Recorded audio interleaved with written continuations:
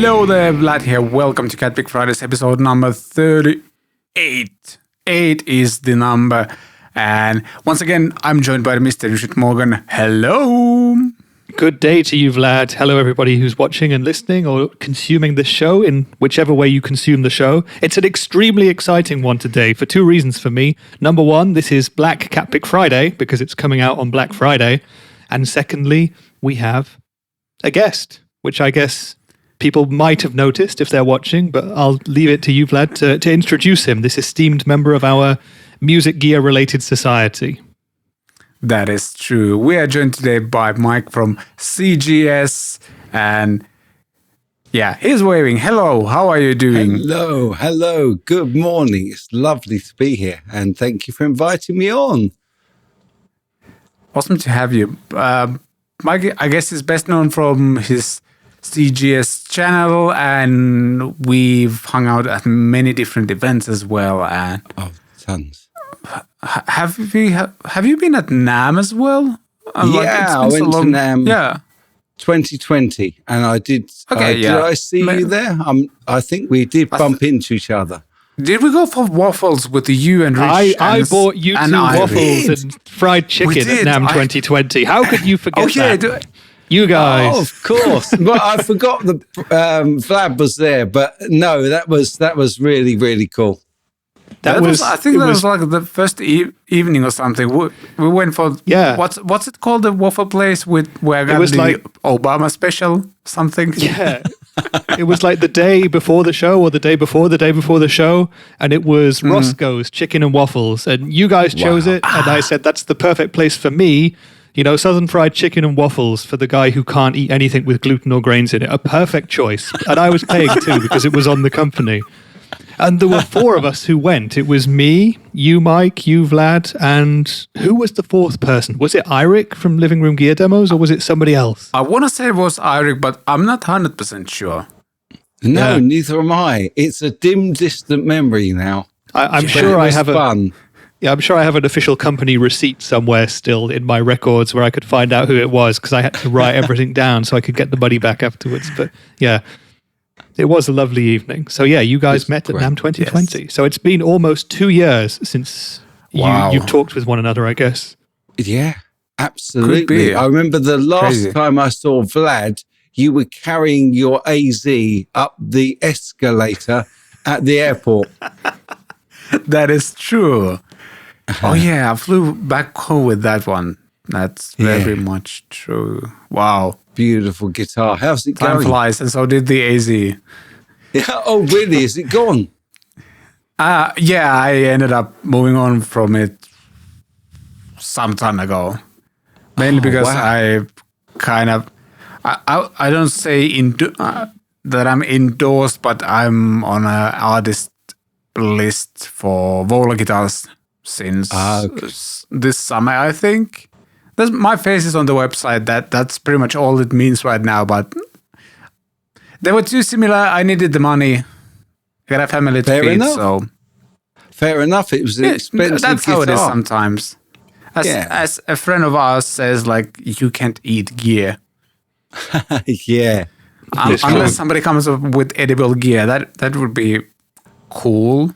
I don't know, maybe. Now there's a concept, yeah. That's a market gap. There is that overdrive pedal that you can put liquids into, I remember, that came out a year or so ago. So you can get drinks out of a pedal. Have you guys seen that? No. I can't remember. I think it's Ranger Effects, maybe. It's like an overdrive pedal, and there's like a little sort of pouch that you can put a little bit of liquid in, just a few milliliters, whatever liquid you choose, bodily excretions, Coca-Cola, alcohol, whatever, and it gives you different overdrive tones based on what liquids you put in there. I swear I didn't dream this, and it actually exists. I'm going to Google that. Yeah, that sounds cool, man. Yeah, slightly dangerous playing with electricity liquids, but also really cool.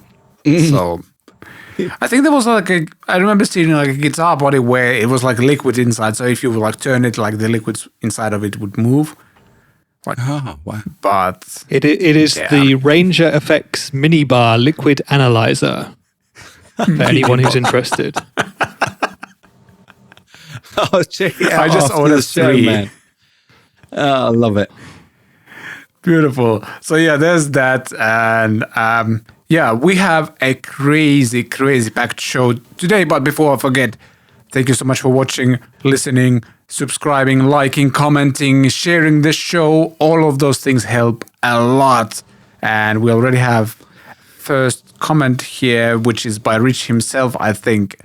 Yes, indeed. We're going to post a link to the liquid pedal as well. If somebody really wants to get one, we're going to link that in the show notes as well, which you can find in the description both on YouTube and Apple Podcasts and Spotify and the Podbean app as well.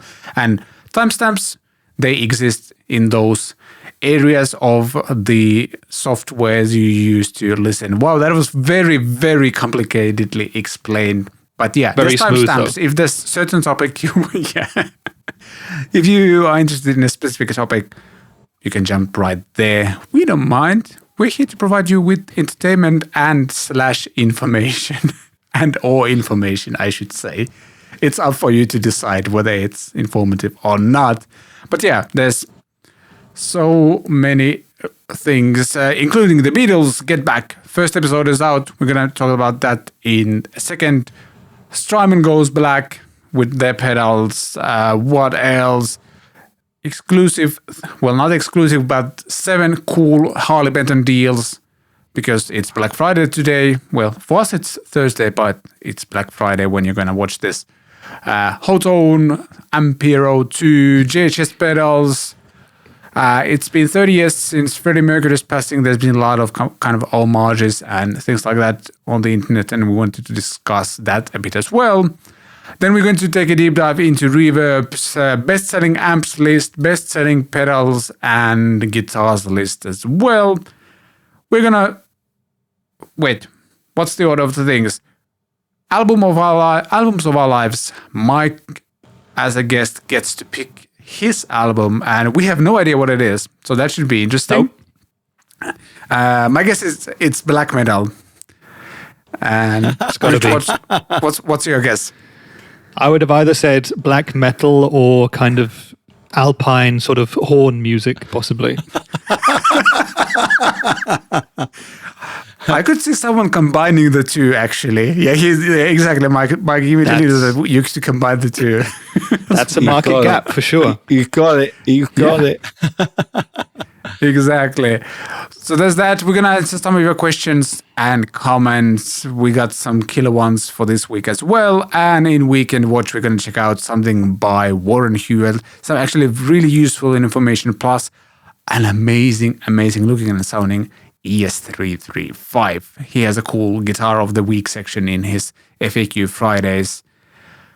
And that guitar looked and sounded gorgeous. So there's that. But it is time to jump to everyone's favorite segment of things that have happened recently. It is also known as Recent Happenings. I'm on fire once again. Pew pew.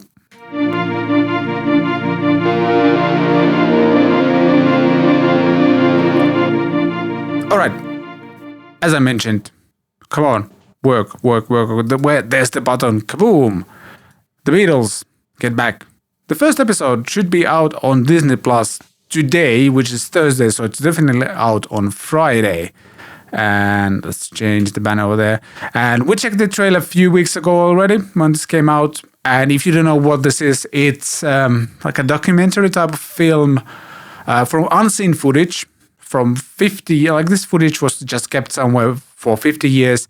They spent an enormous amount of time and most likely money to make this look absolutely amazing. The footage from this era shouldn't look this good, but this looks amazing. It sounds amazing, and it's from a recording session that I'm just forgetting right now. It's never seen restored footage of their recording session from... Yeah, they were recording... I think it was the White Album. Yeah. Yeah, at Abbey Road, yeah. Was it Abbey Road? Oh, right. It was at Abbey Road. They were at Abbey Road for the White Album, and this culminated in their rooftop concert, as far as I understand it. But this is all just more proof that we all need to watch this documentary immediately upon finishing this show. It looks fantastic, and Mike, I believe you might be a fan of the Beatles. They are my absolute favourite band of all time. And Paul McCartney, I've actually got a Paul McCartney autograph on my wall here. And I'm the biggest Paul McCartney fan you will ever find, because I think his songwriting was just amazing. It's interesting because people always talk about the Lennon-McCartney partnership, and a lot of people think of John Lennon as being like the explosive spark that came up with a lot of the masterpieces, but Paul was this kind of ship-steadying, genius. They were both geniuses who came up with so much of it, wasn't he? Well, Here, There, Everywhere, and Yesterday, I think, prove that Paul was the best writer. I mean, that's my favourite song, Here, There, and Everywhere, and it actually happens to be Paul McCartney's favourite song as well. I just think the writing that he came up with was exquisite, absolutely amazing, and I love the guy. I'd love to meet him. Really would love to meet him. Yeah, and like this looks very interesting. Like, first of all, and I mentioned this a few times already, but it's really weird to see these super iconic characters like from this era, like on a video, because like we've seen the photos, we see a lot of like black and white photos, but them like moving and talking and like figuring out what they want to do next with the song and stuff like that. I've never seen anything from the Beatles like that. And I love all this kind of studio documentaries and stuff like that. But this is next level because it's the Beatles. And they all look so young. Yes. It's crazy, isn't it? You know, they were together for 7 years, I think, was the main period that they were doing stuff as the Beatles, and they were all about or under 30 when it all finished. So it's crazy to think what they came up with in their mid and early 20s as well. Like I think they were all about 27 when Sgt. Pepper's was done, which is just genius. Or even a bit younger, which is just crazy to think of today. Yeah. Love it. Yep. They were just so good. And they always will be the best band and the innovators that changed the world. Yeah, and the thing is, Mike, it's important to keep their legacy going, or at least I think so. I was listening to some UK radio this morning as I got ready to do this show, and they had some, let's call them younger people on, you know, maybe my age, maybe a bit younger, who were saying, okay, the Beatles, they were good, but I'm fed up talking about them. This is music that was made 50, 60 years ago. Let's move on and talk about artists like BTS. And I'm thinking, guys, how can we forget what the Beatles and all four of the members did for music in general? And more than that, you know, they were such a cultural phenomenon. And so this footage, this film, this series or whatever it is, I think should be a way to get a new generation into this band. At least that's what I'm hoping. And what's more, without the Beatles, there would be no BTS because they changed the paradigm. They were a paradigm that's the thing, shift. like, having listened to a few BTS songs, like their songwriting actually like borrows a lot of stuff from the Beatles. Yeah. So, and I would bet, like, if you ask the guys who, I don't know who writes the songs for BTS, is it the band members themselves or is it like a production team or anything like that? But whoever's doing that, with a lot of the songs, they're definitely borrowing from Beatles. There's like, I think they have a hit, one of the hit songs is called Permission to Dance, and there's like a very strong, like, there's like an R&B and also like a Beatles vibe to it. And it's definitely borrowing from stuff that the style of music Beatles wrote. Definitely. So, yeah. Yeah. I'm also interested to... Yeah, go ahead. Sorry, I was going to say, I think they probably have a writing team, to be fair, because listening to some of their stuff, it sounds quite diverse. And I don't think it sounds like it's written by the same people. It must be a whole songwriting factory that's churning out the stuff for bands like them and in their stable and stuff. So, yeah. But yeah, the conclusion from this is everybody should go and watch this series as soon as possible, please. Yes, definitely. Absolutely. I think they're going to air this in like 3 parts, and it's like 1 per week for the next 3 weeks. I could be wrong, but I'm pretty sure that's how they're going to roll this out. So awesome. There was a great Paul McCartney thing on what's the other streaming service? Amazon Prime that I watched recently. A whole series with him talking to a very important guy whose name I can't remember, but he had long hair and long grey hair and a beard. And it was absolutely amazing. And he played loads of stuff and he talked about how he wrote. And I mean, everybody knows the story that Yesterday came to him in a dream. And he thought for weeks that it wasn't his own. He thought he'd heard it somewhere else. And then realized that nobody actually had heard it before. And it was his. So, yeah, really, really interesting documentary. But I will be watching this today. Yeah. I didn't realize it was out today. Thanks for that, Vlad. That's the rest of my day sorted. Yeah, that's the thing. I think I'll be watching this today as well. It looks just amazing. So yeah, thank you, Disney. I guess. Thank you, Disney. Thank you, Disney. Yeah, you get a copyright strike. I hope I don't, but if I do, then I'll do. It's fine. I want everyone to watch this because it's not only like part of like music history, but part of just world history. Like they were such a monumental band, and it's just absolutely crazy how big they became. There's also, by the way, there's a very bad Beatles movie. Is it called Yesterday, actually? Like, there's a guy who gets in a car accident. Then he wakes up in a hospital, and he wakes up in a like an alternative universe where Beatles didn't exist, but he knows all the songs. Yeah, I love that film. That's not I watched that film. That's a great film. Yeah, I enjoyed that film. It was a bit silly, but I thought it was really good.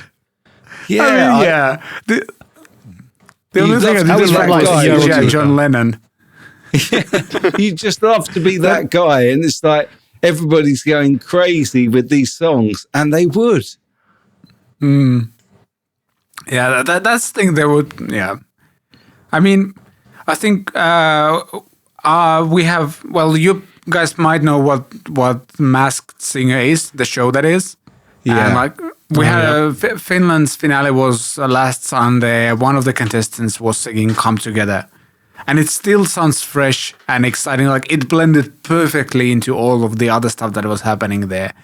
It's just such a unique song, that bass line and everything. Like it's just so cool. And is it from this album that they're recording? Sorry, my Beatles Come Together. Yeah, that's right. Yeah. Can't wait to watch them coming up with that. That's the crazy thing. Like they pretty much wrote most of the songs there, like arranged them and recorded them at these sessions. In 3 weeks. So. Yeah. Crazy. I can barely work out an intro in 3 weeks, as you can see in my synthwave writing live streams. So well done. All right, let's jump to the next one. Strymon puts out some Black Friday themed pedals called the Midnight Edition. There's a Midnight Edition Big Sky, Deco, and El Capistan. Though, I gotta ask right away, 2 of these pedals were black already, I think. So they only changed the Big Sky to a gray one. Am I right? El Capistan is definitely like a gray one. Deco might have been like a silver one. Yeah. I mean, they're all great pedals. Yeah. All the Strymon, but the Big Sky was blue played before. Are black. The only one I've played is the Iridium. And it's blue, wasn't it? Yeah. The Big Sky, yeah. Yeah. It's like sky blue. As you might guess.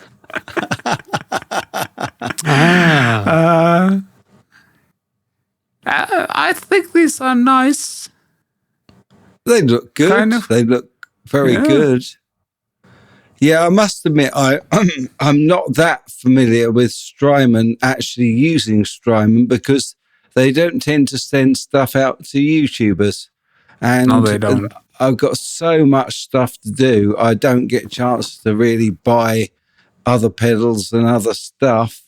So, yeah, if they start sending out to YouTubers, I'll be all over it like a hot rash. Does anyone know why they don't work with YouTubers? Sorry? Does anyone know why they don't work with YouTubers? I don't think they need to. I think listening to what our mutual friend, Mr. Henning Pauly, says, with the Iridium, for example, that it was just so good that they didn't really need to promote it through different channels. They did a few videos of their own. I think maybe Sweetwater did a video, and the thing just sold like hotcakes. Yeah. And the thing is, like, I've promoted Iridium on my channel just because I got to compare that to an HX Stone. Borrowed it from a friend, and like, it's the video has done really well, as I kind of predicted. And like, it gets the clicks without them doing anything. So they're in like an amazing position to be as a company. Very few companies have that, I'd say. So, and also, I think the key thing with it is people will make videos anyway. And I think there's a load of Strymon Iridium videos out there, and they didn't have to pay for any of them. And what better advertising can you get than that? People bought it with their own money and still done reviews on it. Yeah, that is a good point. That's the dilemma we run into as a YouTubers. Yeah. It will be interesting to see what happens with these black ones, though. I'm kind of imagining that they'll all get snapped up, and in 6 months we'll see them on, used websites like Reverb or eBay for considerably more than a standard blue Big Sky or a silver Deco would cost, for example. Yeah. How long are they out for? I don't think it says. Maybe there's like just a limited run of X amount. Yeah, it's a limited run, so they're out till they sell out, and then they're gone. Doesn't say how many units, does it? There's probably about 500,000 units. They'll be trying to flog them for years. Yeah, could be. I mean, to me personally, like the only one that would be desirable from being like fairly unique is the Big Sky with Deco and El Capistan. They look normal to me because they're like roughly the same colors anyway.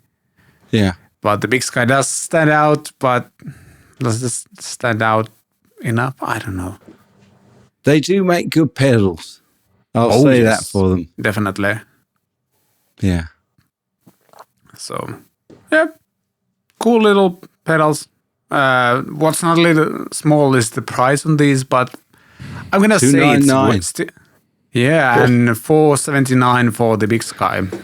Gee whiz, you could get an entire Pod Go for that, and I know which I'd buy. That is true. Yep.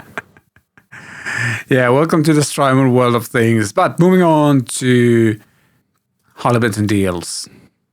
Wow. Boost your guitar collection for a criminally small amount during the Thoman Cyber Week sales, up to 35%, which is crazy because Harley Bentons are already like stupidly affordable. Cheap. Let's check out the Cyber Week sale page. But basically there's 7 different guitars that have various amount of discounts, and there's other things here as well. Wow. A pedal for 16 quid. Oh my goodness. That's like I was watching something from Film at Night the other day, and there was a pedal there for like $18. I can't remember what it was because it was very, very interesting. I like that pink telly. That's the new Fusion 2, is it, Vlad? The telly type one? Fusion T2, I Fusion think. T. Yeah. Yeah. The reason I like it is it's also got a maple neck, and I do love maple necks. Yeah, but there seems to be something for everyone from these 7, pretty much. For anybody who's just listening to this, we've got a Les Paul Junior type, we've got an Explorer type, a Strat type, the telly with double humbuckers type. Beautiful. We've got a modern Les Paul type and an offset Jazzmaster type. So something for pretty much everyone. And some of them are like up to 35% off. Oh, and of course we've got the headless Dullahan, which is that's a big massively reduced looking at this article. From £382 down to $249. That's a lot. Whoa. 35%. That's 35% off. Didn't Hunter design that one? Hunter from Agrifish. Yeah. Yes. He's involved in many of these nowadays. Yeah, I like the DC Junior as well. That's a beautiful sky blue. It's not Ferris, is it? No, that's the Benton blue one with the white scratch plate. I remember. It's slightly different to the Ferris blue, which has black hardware. And I also Ferris blue. I'm already thinking what Hallinen blue could be, or Vlad blue. Yeah, that would be nice. The baby blue. I would love to design like a signature guitar range where it's just all different shades of blue. There's like a baby blue and Benton blue and Ferris blue and Morgan blue and so on. Love it. How many blues? That's good value as well. Look, 133. Yeah. Wow. It's crazy, isn't it? Ebony fretboard for that price, a stacked P90. They're all really decent guitars. I think I've played all of them apart from that Tele-type Fusion one. And they're also good. Tele's got stainless steel frets as well. Yeah. And it probably has 2-point trem as well. And a Graphtec Tusk. It's my probably goodness. got Grover tuners as well, I would have thought. Yeah. Wow. Have a look at those specs, Vlad. But yeah, this is probably... Where are the tuners? The tuners are not mentioned. Machine heads are WSC. Oh, wait, they're W. Oh, so they've saved money on the tuners. That's interesting because there are a few other guitars at this kind of price point that Harley Benton have come out with this year. There's a Strat type Fusion and there's the Aeolus and also the new the SC and DC DLX Goto models that have higher quality tuners. So it's interesting that this one has WSC, but I guess that has something to do with the Wilkinson bridge as well. Yeah, but still, and I love the Roswell pickups. That's amazing. I mean, other brands really are going to have to start upping their game at some point to be able to compete with the prices and the specs that Harley Benton seem to be fitting into these budget points. It's amazing. Totally. Yep. What's Bodywood and Natoya or Nayato? Is that plywood? That one, yeah. That's like Nayato that's also on some Ibanez cheaper models that I've played, and that is mahogany-esque wood apparently. Right. Okay. Yeah. The reason being is that I'm very much for all of these faster growing woods. I just wonder if it's a faster growing wood because it's much more sustainable, isn't it? Yeah. Yeah, could be. Yeah, but the fact that it has a roasted Canadian flame maple neck is really ridiculous. £299. Yeah. And by the way, anyone watching or listening, we are going to throw together like a Thomann store which has all of the guitars mentioned here, and those are affiliate links. So a great way to support the channel and also get yourself one of these deals. Please consider using that kind of mini store I'll throw together for the show because it won't cost you anything extra, but it helps to keep things running here at CatPick Fridays land. So that would be really, really appreciated. So, yeah, be sure to check this out. And when does the Cyber Week end? By the end of the week? Possibly, maybe. Might be, the clue might be in the title. Yes. It does give it away slightly, doesn't it? It does. Yeah, let's jump to the next one. Hotone has put out an Hotone. How does one pronounce it? Rolls out an updated Ampero II Stomp modeler. It looks great. I have very little knowledge of the unit itself because I haven't tried the first one, so it's hard to get excited about the second one. But it looks beautiful. It's not surprising, really, is it? I think they're jumping on the HX Stomp sort of bandwagon there, don't you? Yeah. It looks very similar to me as someone who's not an expert at all with this kind of product. I could mistake the two if I didn't see the writing on them. Yeah, That's true. yeah. It does actually come with a 4-inch touch screen, which is really cool. They've called it a Stomp as well, haven't they? Yeah, Ampero. Oh yeah, the Stomp. Ampero II Stomp. That could. Oh, my I don't internet know. connection just Could died. that have legal ramifications later on? I don't know. I doubt it. I think it's very difficult to trademark the word Stomp because we've used Stompbox for so long. I think if they called it the Ampero HX Stomp, they might get in trouble. Yeah, then they could be in trouble. So I'm trying to load up the video. So let's see if it's. Yeah, there you go. Oh, there we go. Yeah. Nice. We can't hear anything, but. Yeah, I mean. We talked about this with the. What's it called? That one smaller model. Not the one that's kind of competing with Helix, but. Rich, what was the brand?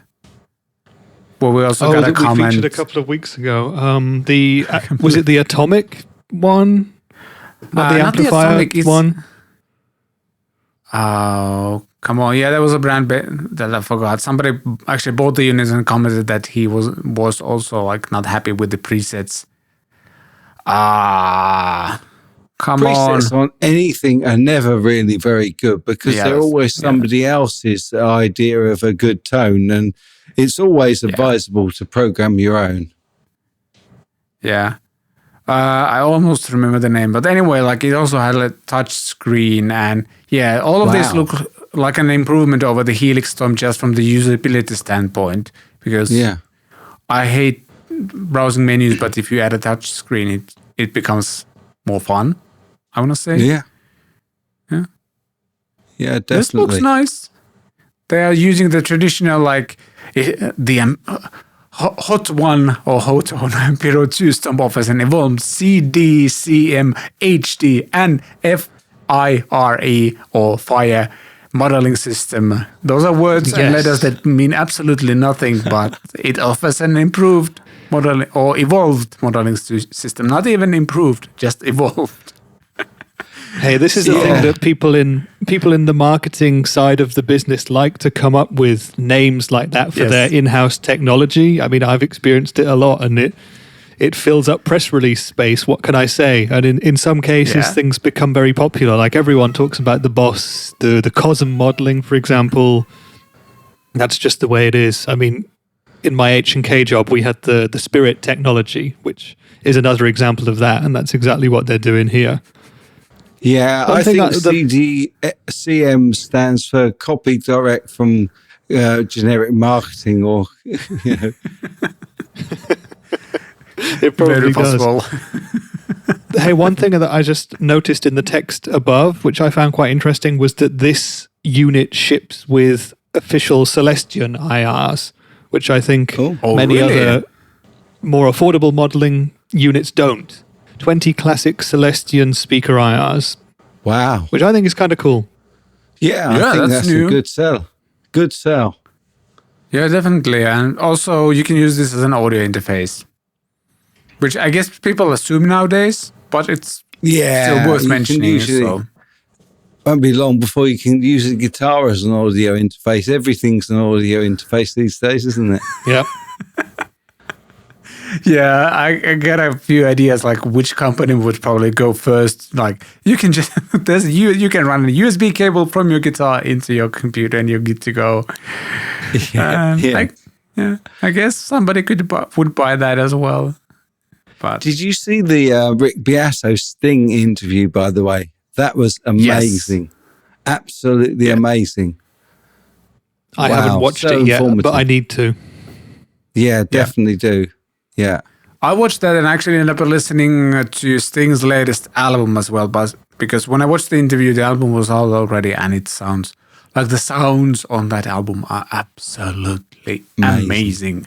Highly recommend that. And good songwriting, obviously, as well. He's always a great songwriter. Sting is just another. He's a relic of the Beatles, really. He's just a great writer. Great writer. Yeah. To me, he's like, if Beatles had listened to a lot of like reggae before they started writing, that's like Sting to me. Like the way he blends all those kind of polyrhythmic things without it sounding like unnatural or like proggy or anything like that. It just works and fits. But then if you would try to play those yourself, you'd be lost in a pretty fast. So hats off to him. Yeah. But I was thinking actually about putting that interview as a weekend watch, but decided to go other way this time. But it's all good. We're gonna drop some links to Hotone. Sorry, I promise I one day stop calling it Hot One, but today might not be the day. No, call it Hot One. I like that. Although I call them Hotone. Yeah, I'm gonna call them Hotone as well, just because I can. All right. 3 new pedals for the GHS 3 series. Have either of you tried the 3 series from JHS? No, not I. I tried a couple. I tried the previous Reverb and a delay in a store somewhere when stores were open again. But yeah, I mean, and it was good. They were fine. I think the goal behind these pedals is to offer an American-built kind of access into the JHS range for under £100 in the UK. They're about 110, 120 euros, I think, for people in Europe. And they kind of look a bit like a supermarket basic brand version of an effects pedal, with the all-white design. Yeah, they do. But I think that's exactly what JHS were going for. And you can see on Instagram that a lot of people have personalized their 3 Series pedals and put artwork and stuff on them. So it's been a really cool idea. And apparently they've sold really, really, really well. There were originally 7 and now there are 10 because we have a new Hall Reverb, a flanger and a phaser. Wow. And you can immediately tell where they're saving the money. Well, first of all, the artwork, as you just mentioned, but like all of the chassis for the pedals are exactly the same, whether it's a whole Reverb, flanger, phaser, drive, anything like that. So you can just order 100,000 of the same sized and same shaped chassis and just put different labels on it and obviously different components. And that's how you save money. Very wise. Very wise.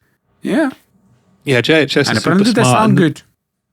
Yeah. And I mean, what they've done is in the past couple of years just become something bigger than a pedal company, JHS is a YouTube brand now. And that's where they get a lot of their audience from. And because it's such a wide audience, it'll also include people who can't afford to shell out a couple of €100 for their, their boutique pedals, their bonsais and their pack rats and their angry Charlies and so on. And this, for $100, this is perfect, People don't seem to think twice about paying £100 or dollars or euros for an overdrive pedal. Yeah. More power to them, I say. Good for them. Yeah. Really good. Yeah. I need to see if there's like a JHS dealer somewhere around my area. I think I've seen some pedals in one of the stores, but I'm not 100% sure because I'd love to try this out just for fun, I guess. That look nice. Am I right in saying that JHS is not quite the same as Strymon, but fairly similar in that they don't ship out loads of pedals to YouTubers? They do work with a select few, but they rely on the power of their own channel to do all that stuff. They've got a great channel, haven't they? So they don't really need to. Again, you see, even Toman now have got massive YouTube presence and... they don't really need to, do they? They do it all in-house. Yeah. Good for them. I'd say JHS is more active with YouTubers. Because like if we would talk about Packrat, for example, that came out a few weeks ago, there were several channels on my feed that had that. So where again, like if it's a Strymon, I think like the only guys who might somehow get access to a new Strymon pedal are like that pedal show guys, maybe. but it's because Dan and Mick both have like very deep connections to the industry, and they might get that despite Strymon wanting to promote it on their channel or something like that. So no, these pedals look great, and I'd like to draw on them straight away. Yeah, that's true. Me I actually too. came up with like a fun idea, like I don't know what. Let's say I would be celebrating 10,000 subscribers. I would like buy a few of these, have my daughter draw on each of them, and then give them away. Those would be like the most unique pedals out there. So that's great. And also you need to draw on them because on a stage, you never know which was which, would you? yes, you are 100% That is right. true. Probably with some sort of like marker with that like glows in the dark as well. Yeah. Oh, that'd be fun, That'd wouldn't be it? cool. There you go. Yeah. That could be a competition for the channel. See who can do the most incredible artwork on one of these pedals. Yeah, ain't gonna be me. That I know for sure. I suck at drawing. Aren't you a graphic designer, Vlad? Or Yes, weren't but you a graphic it doesn't designer? mean that I have to draw. I have other tools for that. But yes, for a graphic designer, I suck at drawing. I'm just gonna admit it right away.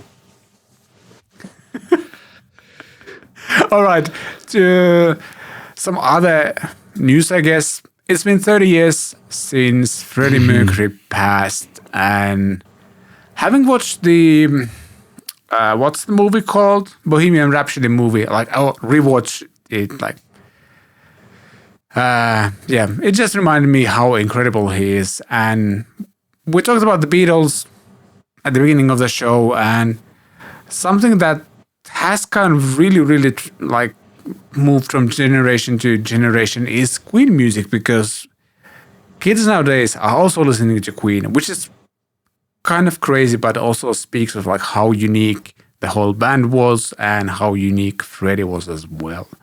And Totally. I just happen to have two Brits with me on the show, so take it away. Well, Freddie was not a Brit, actually. Freddie was born Farouk Bulsara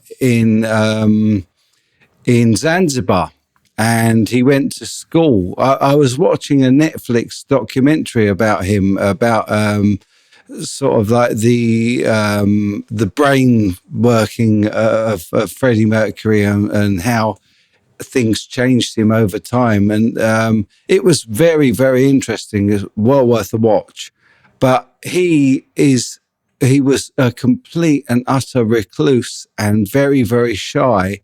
And then he created Freddie Mercury as kind of an alter ego. And he was absolutely incredible, I have to say. Again, Queen are up there with David Bowie and the Beatles for me in terms of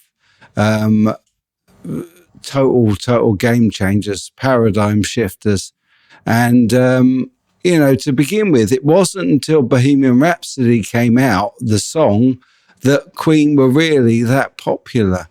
But that was an absolute anthem, and it just drove them into the stratosphere.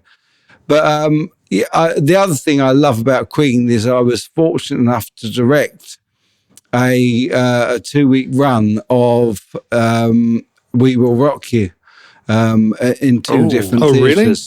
Yeah, over in the UK, and the Queen music translates beautifully, not only into theatre, but into every genre. You cover a Queen song, you can change it, you can fiddle about with the arrangement, and it still works. And that's something I think is really indicative of great writers. If you can play a song on an acoustic guitar or on a piano and it still stands up, it's a song. Yeah, absolutely. And yeah, with songs like Bohemian Rhapsody, I would like to draw everyone's attention back to a video that we also mentioned a couple of weeks ago. It was a Rick Beato video where he went through the songwriting process and the structure behind that song for one of his What Makes This Song Great series or something like that. You'll find it on YouTube very easily if you search for it. But Bohemian Rhapsody is such an anthemic song and everyone can sing it. But actually, if you look at the structure behind it, it's surprisingly complex. There's so much going on in terms of harmonies, in terms of the way it was written, and everything down to the lyrics. Freddie Mercury was a master songwriter and at the same time an incredible vocalist and possibly the best frontman I think we've ever seen in rock music. I mean, I've never seen him live, of course. I was way too young to have seen Queen play before he died 30 years ago, but I've seen video footage, I've listened to a lot of Queen live albums, I've watched a lot of stuff, and he just seems to have had entire stadiums in the palm of his hand for 2-hour shows. And I think if you look back to Live Aid, which I think was it 1985, Mike? Maybe you're familiar with the year? Yeah. On that day, he and the whole of Queen really showcased themselves as being the very best in the world at doing what they do. So totally. They ruled Live Aid. They literally took it over and it was amazing. The thing with that Rick Beato documentary, which was really, really great. And I think one of the interesting things is that he pointed out that basically he'd written 4 different songs into one song, which I think is absolutely amazing. And when you think about it, all of the best songs that we think of as anthems, you know, you take Led Zepp as well. The song that we can't play in guitar stores. That again is 3 or 4 songs in one.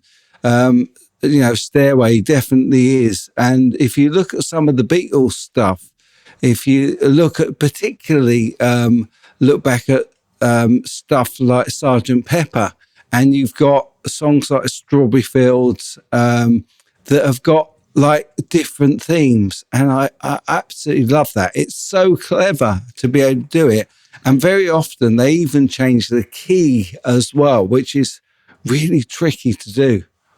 Yeah, going back to Sgt. Pepper and the Beatles from earlier in the episode, A Day in the Life is a song where I think they literally stitched 2 songs together, one from John, one from Paul, and created this absolute masterpiece. And it's the kind of thing that you just don't see anymore, do you? No. Or maybe you do, and I just never listen to that kind of modern stuff. But I don't think you see that kind of stuff anymore. No, you don't. Definitely not. Yeah. So, checking out this article on theconversation.com, there's like, they're, for example, mentioning that Lady Gaga got her name from Queen's Radio Gaga song, and actually, not like thinking about some of Lady Gaga's biggest hits, like what's the name of the song? Bad Romance, for example. There's like actually another thing about that, like that weird rah ga ga ga type of thing she does, and then she goes to like a very traditional, amazing pop chorus. Like that's actually a very Queen-like thing to do, and they influence so many artists, and as Rich mentioned, probably like top 1, 2, or 3 front persons ever, just easily. The only one I can think of who probably had same kind of but different charisma, maybe David Lee Roth in a way. Because he was, but that was probably more not like a commanding the stage, but just the energy he had to be incredibly infectious as well, but in a very different way, I'd say. Totally. I totally agree. And although Freddie never broke his nose on a TV show. Could be. Yeah, that's definitely something that separates them, I'd say. That's well worth a listen as well. Have you heard Pink's We Are the Champions? No, I haven't. No. It's well worth a listen. She's an amazing singer as well, like an amazing rock singer as well. I saw a documentary about her as well, because I'm a big Pink fan, and she takes her kids all around the world with her on tour. Whoa. And they're homeschooled And it is a beautiful, beautiful documentary. It actually made me cry. It was amazing, absolutely amazing. And she is a brilliant mum, quite aside from being a brilliant performer. And you should definitely check it out. It's really worth a watch. Awesome. I'm definitely giving it a watch after the show. Cool. Well, I'm going for the Beatles to get back. That's true, but... I'm too excited. I'm like, come on, Vlad. Let's get this show done. I'm realistic that I'm going to watch that with my wife later in the evening when the kids are asleep. So I'm not in such a rush, but I get what you're saying. No, I'll probably do the same, brother. I'm only pulling your leg. Sure. Before we jump to Reverb best-selling guitars and pedals and amps and stuff like that, a word from our sponsor, which is we are the sponsor. The songwriting course is the sponsor. And be sure. Well, we don't have a special Black Friday deal for you, but we have a special deal for you anyway. Yeah, this thing next. You can become a good songwriter, but in order to get there, there's something you need to do. Write a lot of songs. Songwriting is often portrayed as something that only people with special talent can do. But in reality, it's as most things in life. The more you do it, the better you'll get at it. However, finishing a first song can be a challenge, and even if you manage to write your first song, doing that on a consistent basis is hard. That's where Get Songs Done can help you. Get Songs Done is a songwriting course that teaches you new, structured songwriting method that guarantees you will finish your song every time. Get Songs Done was born from a real-life situation of having a family and a day job, but still wanting to write and release songs. The songwriting method makes sure that whether you have 30 minutes or 3 hours at your disposal, you'll always know what to do next. I am not telling you what to write, but I am showing you how to structure your songwriting process so you can actually finish the song. We'll go from different ways of coming up with song ideas to creating a rough song structure, arranging your ideas into a well-flowing song, and adding those sweetening details to make it sound exciting and professional. During the course, I will put everything I teach into practice and write a song from scratch using the Get Songs Done method to demonstrate each step of the songwriting process. And because most of us are not multi-instrumentalists, I will teach you how to work with other musicians, how to do that remotely, and how to make those sessions fun and productive. There's 2 versions of the course, the standard and VIP. The VIP version has everything that the standard version has, but you also get to submit your song for me to review. I will capture my initial reactions to your song and my in-depth feedback to help you get even better at songwriting. So basically, you'll get your personalized Vlad Reacts video and some encouraging feedback to help you grow as a songwriter.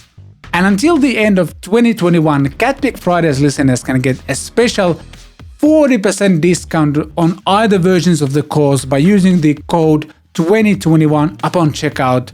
Oh, and did I mention? The course comes with a full 30-day money-back guarantee, no questions asked. So sign up today and we will get songs done. Sorry, the joke was right there. I had to.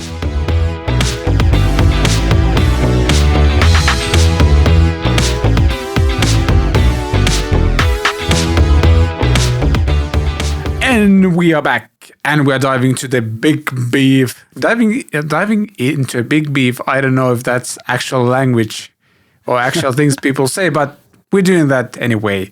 Big beef. So the best-selling guitars of 2021 according to Reverb.com. And what makes this interesting is the fact that they are not just presenting us a list of the best-selling guitars new, but they're actually combining the used guitars and brand new guitars they sell. Because like if you don't know, Reverb has both like the used guitar market, but also like you can create, if you are like a brick and mortar, how do you whatever the expression is, like if you have a physical store, you can also have an online store on Reverb.com, and they're basically combining everything into one. So we know which guitars were bought the most, and number 1 is the Fender Player Telecaster. Is that the Mexican-made one? It is. Yeah, is that the Mexican? Yeah. Yeah. Yeah. Interesting. I guess that makes sense. I also wonder like which percentage of these is like used ones and which are the new ones. Well, Yeah, I that think would be it's a really interesting to good know. idea. It's a really good idea to mix the two up, because actually it's a better idea of what's actually being bought out there, doesn't it? Whereas if you just have new stuff, you've only got the stuff that's currently in stock. Whereas this gives an overall review of what's been bought. And I'm so pleased the telly came in at number one. Telly's outselling Strats. That's not normal. That's good. I totally agree with Mike here.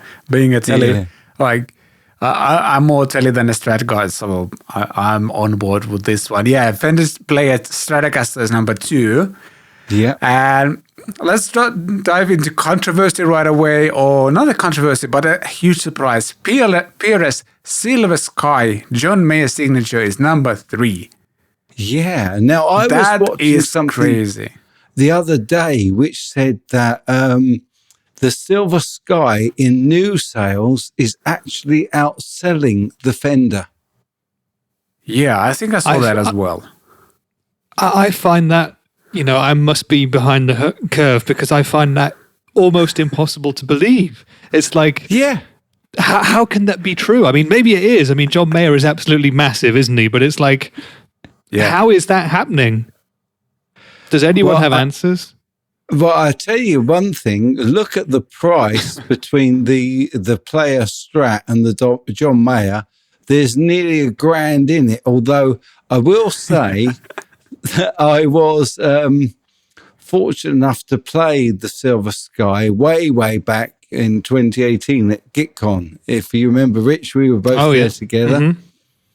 And it is a beautiful guitar to play. I have to say it's worth every penny of that 1,400 quid. And when you look at it compared to, say, a Custom 24, it's cheap. That's true. that is a good point. Yeah. But still, I do find it hard to believe that it's outselling. I think one of the headlines that I saw was that the PRS Silver Sky is outselling all the American-built Strats. And I don't think that means all of them together, but it means all of them individually. So, more Fender Player instruments, more Fender Player Strats were sold, but those are Mexican-built. But the fact that it's outselling the full-fat American, is it the American professional Strats? Yeah, that's... Yeah. Right. That may be a the massive same thing eye-opener I for saw. Fender, that's for sure.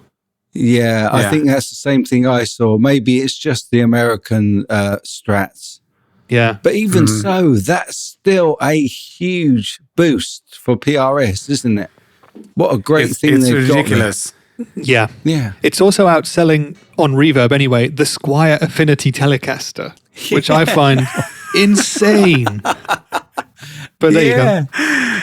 Hey, it just goes to show you that you can really hook the market with the copy. Yeah. Yeah. The thing is, like, I've also played the Silver Sky, and it's different from a traditional Strat. I think both feel-wise and sound-wise. Yeah. And I guess there could be, like, there's the John Mayer fandom, I think, but then also, like, I could see that Silver Sky kind of, I'm going to put this in quotes, fixes some of the things that people don't like about Strats. For example, the volume pot position is a bit different. I found that more usable. I just keep hitting the volume knob on the Strat, on a traditional one. I love the sound and stuff like that, but I keep hitting the volume knob and I roll it off when I'm playing, and it's then like in the middle of the song I realize why does this sound wrong, and then I just roll back the volume. Oh, there's my gain again, and like on Silver Sky I wouldn't probably do that as much. And I just totally agree. A different take from a company that people also trust to put out good products. And as Mike just mentioned, like, it's not like insanely expensive, but it is still pricey, but it's not like unreachable for most people, I'd say. And because they trust the PRS brand and also because it's still US made. Yeah. I think people are more willing to save up to get that guitar. Well, if you and also, look like, at there's so many Strat options that I would just, like Fender Strat options, that I would be completely lost when trying to decide which one to get. So maybe, because PRS only has one, so you just pick the color and you're good to go. Maybe that helps. Yeah. And also, if you look at the Fender American Professional 2 Strat, that comes in at £1,500. So the Silver Sky is right in that ballpark, isn't it? Mm-hmm.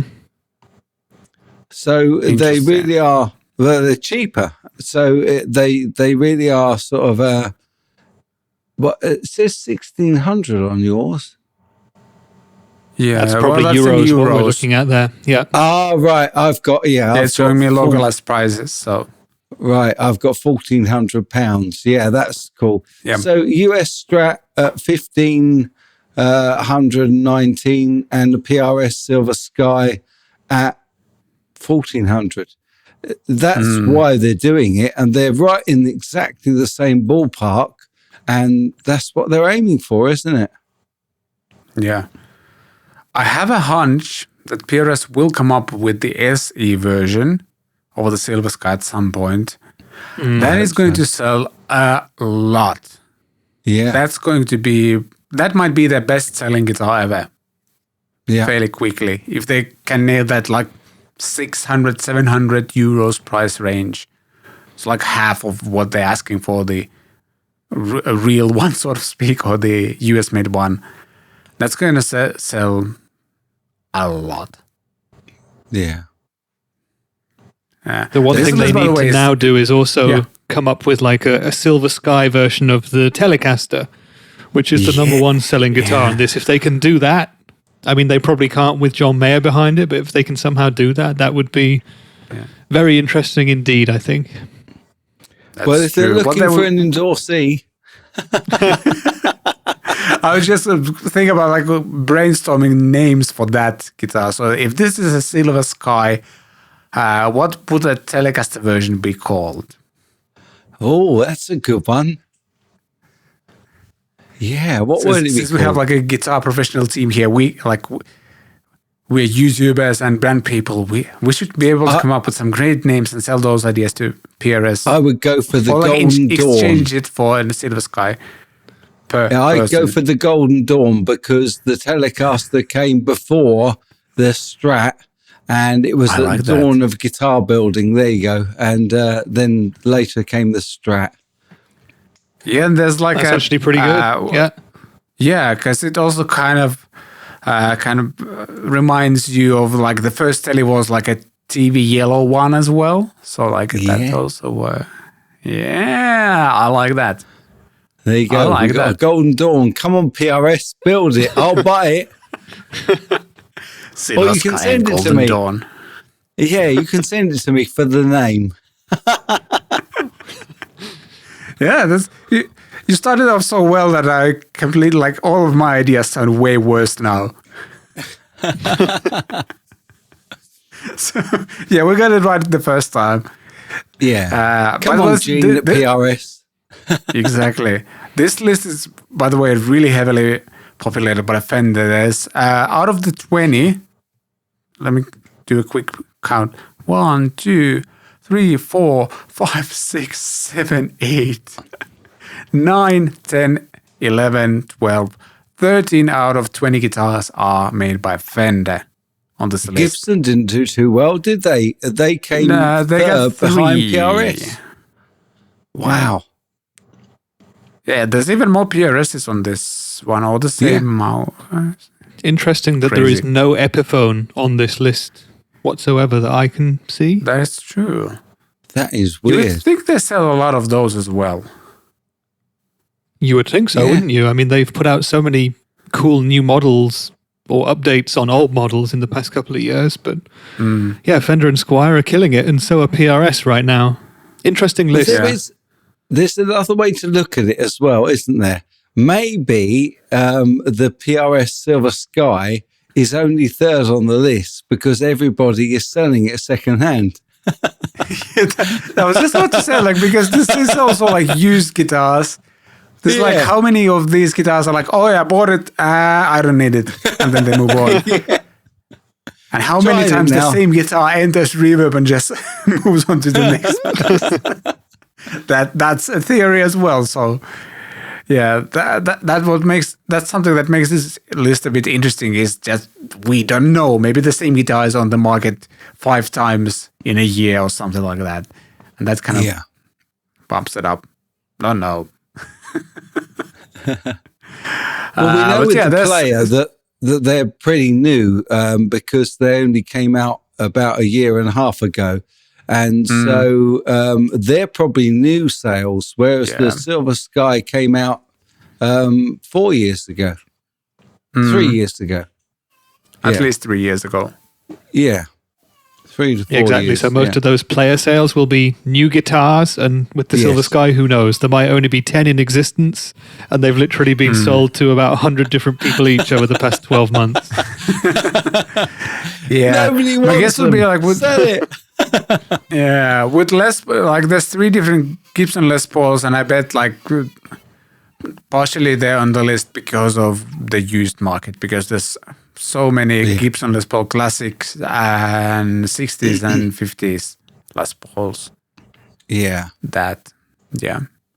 Interesting list. Yeah, the other Very one interesting list. The other one that I think is really cool, which is in that list and deserves a mention, is down at number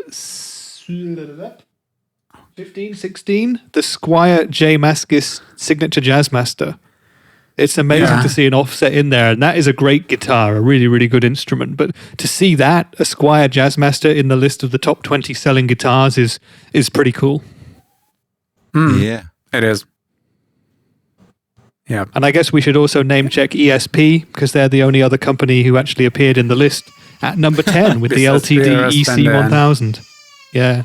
That's a good guitar as well. I got a feeling like there's a baby crisis outside the door. They're going out, I think. But I don't know. This list is just very, very dominated by Fender, PRS, and Gibson. Mostly PRS and Fender. Yeah. I guess we know, this confirms that Fender is indeed the biggest guitar manufacturer in the world. And I think they had their best ever year last year during the pandemic. They sold more guitars than they ever had before. So they're doing something right at the moment. Mm-hmm. Yeah, so it seems. Yeah, all right, let's jump to the other 2 lists. Oh, sorry, go ahead. No, I was just going to say, I've got a video coming up where there's an interview with Max Baronet, the guy that copied a lot of the Gibsons. And what he said about Fender is that most people want it cheap and they want it now. And that's what Fender's very, very good at. They've got a very, very good range of guitars all across the price ranges, and they are always in stock. So, it's not a knock from my perspective. Kudos to Fender. Yeah. Yeah, that's definitely a huge, not a selling point, but it definitely affects your success, because if you launch something and that thing is in the stores right away, that's a huge thing. People will want to go and try those out right away, buy those right away. I think Boss is another one who can do that. Many times when the pedal is out or an amp, I think Katana Mark II, when it came out, the day it came out, it was in the stores as well. Yeah. And in our local store here in Finland, nobody prioritizes Finland in any way when it comes to releases, but those amps were there right away. Great link, by the way. Great link.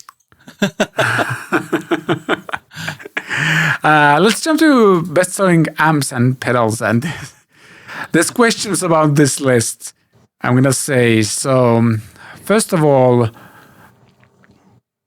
this list is determined by actual numbers of items sold, not the total price of sold items, and yeah. Again, does it include all the I think the pedals are new. I think the pedals are new, but it looks like the amps are also second hand as well. Is that what it says there? I see. Could be. Yeah, top 10 best selling brand new pedals released this year, and the top 20 best selling pedals overall, and the top 20 best selling amps. So I would say that the 20 list is used as well, and also the amps list is used. But that top 10 are new. is of the new ones, which is interesting. Yes, it was also interesting that is the number one pedal on the list. Number one on the top 10 best-selling pedals released in 2021 is Earthquaker Devices' Astral Destiny. Yeah. It's just on Reverb, but still, I actually don't even know what this pedal is. No. But and they come in at number 2 as well. Yeah, that's the thing. Crazy. I'm not even familiar with the second pedal, but the Astral Destiny is a typical Earthquaker device, is slightly unusual reverb with different harmony options and up and down octaves and stuff like that. I'm amazed to see it as the top selling new pedal, but perhaps it is because Earthquaker does a lot of their selling through Reverb. You know, they're not a huge brand name. They're not in every small store around the world, and most people have to buy online. And therefore, everyone's going to Reverb because perhaps Reverb had the best prices on them. And that's why it's at the top of the list, because it's really hard, again, for me to imagine them outselling some of the more established brands. Like, surely more Boss pedals were sold new last year. You'd think so, wouldn't you? The Mitas is a fuzz sustainer, by the way. Oh, okay. That's new to me. I'll have to go and check that one out. Yeah. Yeah. Yeah, I'm cheating. I'm looking it up. You're not cheating. You're providing valuable information for our listeners and viewers. Thank you. Yeah, and then after Earthquaker, number we have 3 is Walrus Audio. Yeah. Again, not one of those kind of grade A brands in terms of what you would expect from sales. Oh, really? Yep. Pleased to see him in the list, though, because it's amazing. But again, it's a pleasant surprise. That's what I would call it. Yeah, definitely. And then number 5. And the number 4 is also Walrus Audio Mako. What was that pedal? That's some sort of drive pedal, isn't it? Well, the R1 is the Reverb, and the ACS1 is like their version of the Strymon Iridium, pretty much. It's the it's the cab. That's true. Cab sim. Cab and IR sim, yeah, exactly. Yeah. And then underneath we have the way huge. Is it Atrides? That really strange noise-making machine that JHS did the first video of. Yeah. A very unusual pedal again. Yeah. Have you guys seen the video of that one? It's the weirding machine. It's very niche, let's put it that way. So to see that at number 5 of the best sellers list, it's blowing my mind. There must be a lot of super creative guitar players out there. Yeah, your theory might be right that they only maybe sell through Reverb. That would make a lot of sense. And then let's go down to number 6, because Vlad, I know you want to talk about the JHS Pack Rat being on the list, the top 10. It's crazy. It's been out for 3 weeks, I think. And it's number 6. Wow. We talked about this when the pedal came out, like who's going to buy it? The answer is a lot of people. That's all I know. As you can, even if it's just on Reverb, being number 6 after just a few weeks is ridiculous. Give it a few more weeks and it might be number 1. Yeah. Again, how can that be? How could it have sold so many in that time? How can it beat the HM2 Wassercraft? Yeah. This is a really strange list. Yeah. I'm just going to say the Pack Rat is less niche than HM2. Yeah, definitely. And also, like, the fact that Boss is on two of this, like, they have two pedals on this list is actually kind of amazing because those are available in every single guitar store everywhere. Yep. And they're still on this list. They sell bucket loads of those. Yeah. Well, don't forget, this is just a Reverb list, of course. Yeah, exactly. I think it's what's sold on Reverb rather than necessarily across the world. And I'm guessing just big. Like... Yeah. Going back to JHS, I think you mentioned the kind of online presence of what that JHS has. That's the thing. Like when somebody thinks about, okay, I want to get like a Rat pedal, they might be following their channel, or like when they Google that like Rat pedal, they are presented with JHS's version of that pedal, and that's how you get the sales. I think it really it's not a surprise to any three of us, but like having a huge online presence helps you sell pedals. Stating the obvious, but still. Totally. That's why they're doing that. So that's for sure. But again, just to talk about it from the other side, even in JHS's own video, Josh from JHS, go out and buy a Proco Rat. So it's, for me, it's like, how is this one selling so much more than the original? And again, maybe it's because they do lots of their sales through Reverb. But, you know, the original Proco Rat is $80 as opposed to $250 or $260. So this is great news for JHS. That's for sure. Yeah. Can you still get like a Proco Rat from a regular store? It's not discontinued or anything, right? No, of course you can, yeah. Yes. Yeah, well, maybe, that's the thing. Like, we always need to look, like, the context of this is like sales on Reverb. I think people will just walk into a store, like, try it out, and like, yes, I like it out. I'm gonna buy it, and we have maybe that's no idea the how thing. many of those actually sell. Just after the Pack Rat was released, I was on the road in Germany, and went into a couple of different music stores and asked about the Pack Rat, and one of them was even a JHS dealer, and they had no idea what the pedal even was. So that's wow. That's the state of the world right now. We're not in normal times, are we?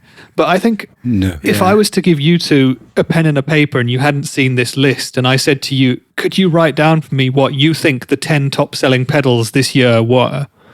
I don't think any of you would have written any of the pedals from this list. No, I would. You're right. I'm going to say the one I would have written on the list was the SD1 40th anniversary edition. I would have written that, but otherwise, no. My list would have been full of Boss. Yeah, that's true. Mine as well. I think it would have been full of cheaper stuff as well. Yeah. Or Behringer pedals as well. Yeah, exactly. Stuff like Moa, the more affordable things, that cost $50 as opposed to $200. Yeah. Wow. Interesting. Well, obviously people in lockdown have got nothing else to spend their money on. Yeah, exactly. Just look at number 9 and 10 in the list as well. I hadn't seen them before. The Universal Audio pedals. Those are also not cheap pedals, are they? Those are boutique priced reverb and delay pedals. Yeah. Those are also fairly new as well, I think. Yeah, they are. I think they came out in late summer, possibly. Yeah, 3 months, like 4 months tops. Yeah. People seem to like them. Would be interesting to know, obviously Reverb is not going to release the amount of units sold on it like that, but I would love to see that data anyway, so... let's scroll to the next one. Best-selling pedals overall, and I think this included the used ones, didn't it? Yeah. So this is all sales. I think so. Yeah. And nice to see the TC Electronic Ditto on there. And the I think this list makes more sense to me in every single way. Yeah, number one is what the my Keeley previous Compressor list Plus. would have looked like. Yeah. Number one is Keeley Compressor Plus. I'm just going to list a few and we can dive into specifics in a second. Number 2 is the TC Electronic Ditto Looper. Number 3 is Line 6 HX Stomp. Number 4 is Boss DS1 Distortion. Number 5 is Hologram Electronics Microcosm. Interesting. That's an interesting one. 2. There's the Procora 2 MXR M169 carbon copy. Boss Blues Driver Strymon Iridium Boss SD1 Ibanez Tube Scream Earthquake Devices Plums. How do you pronounce that? Electro Harmonics Op Amp Big Muff. Big Muff reissue. TC Electronic Polytune 3. Plums followed by the Big Muff.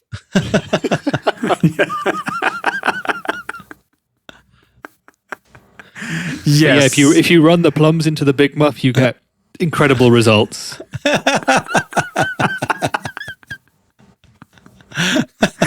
Do I have to put like some sort of R rating on this show now? Probably, yeah. Demonetized right away. But this list makes so much more sense to me all of a sudden. Yeah. Like, yeah. Yeah. Everything is fine in the world after all. Because, yeah. I'm really cool to see Digitech drop at number 20. Yeah. I love that pedal. I recently got mine and it's so much fun. So, really cool to see that one here as well. But I guess the fact is TS9 was so low on the list. I thought that'd be up in the top 10, definitely. Maybe just that there's so many different options to a TS9 nowadays that But you can also note that the top selling new pedal from the previous list is not even in the top 20 list of overall pedal sales. Yep. So I guess we could assume that the bulk of what Reverb does is used gear. Yeah. So So it seems. But yeah, I'm fine with all of these pedals on the list.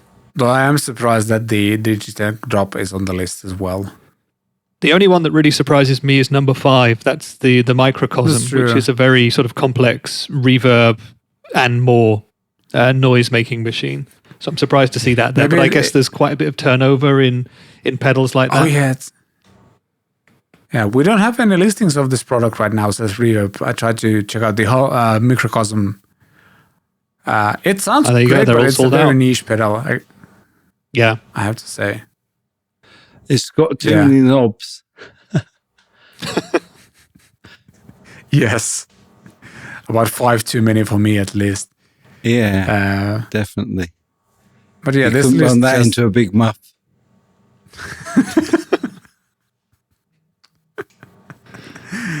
Yes, I'm going to make this. I'm definitely checking the not made for kids box for this episode. But yeah. I get like a lot of these pedals are probably like, I'm guessing the Microcosm, for example, is one of those pedals where a lot of people buy it and then put it on Reverb 3 weeks later. So, but people are still buying those, so it's cool. And let's scroll to the amps. And this might be the most controversial of the 3 lists because best-selling amps. So this was also used and new, right? Just double checking. Yeah. Best-selling amp of 2021 was the Fender Mustang Micro, and we can right away get into debate whether this is actually an amp or something else.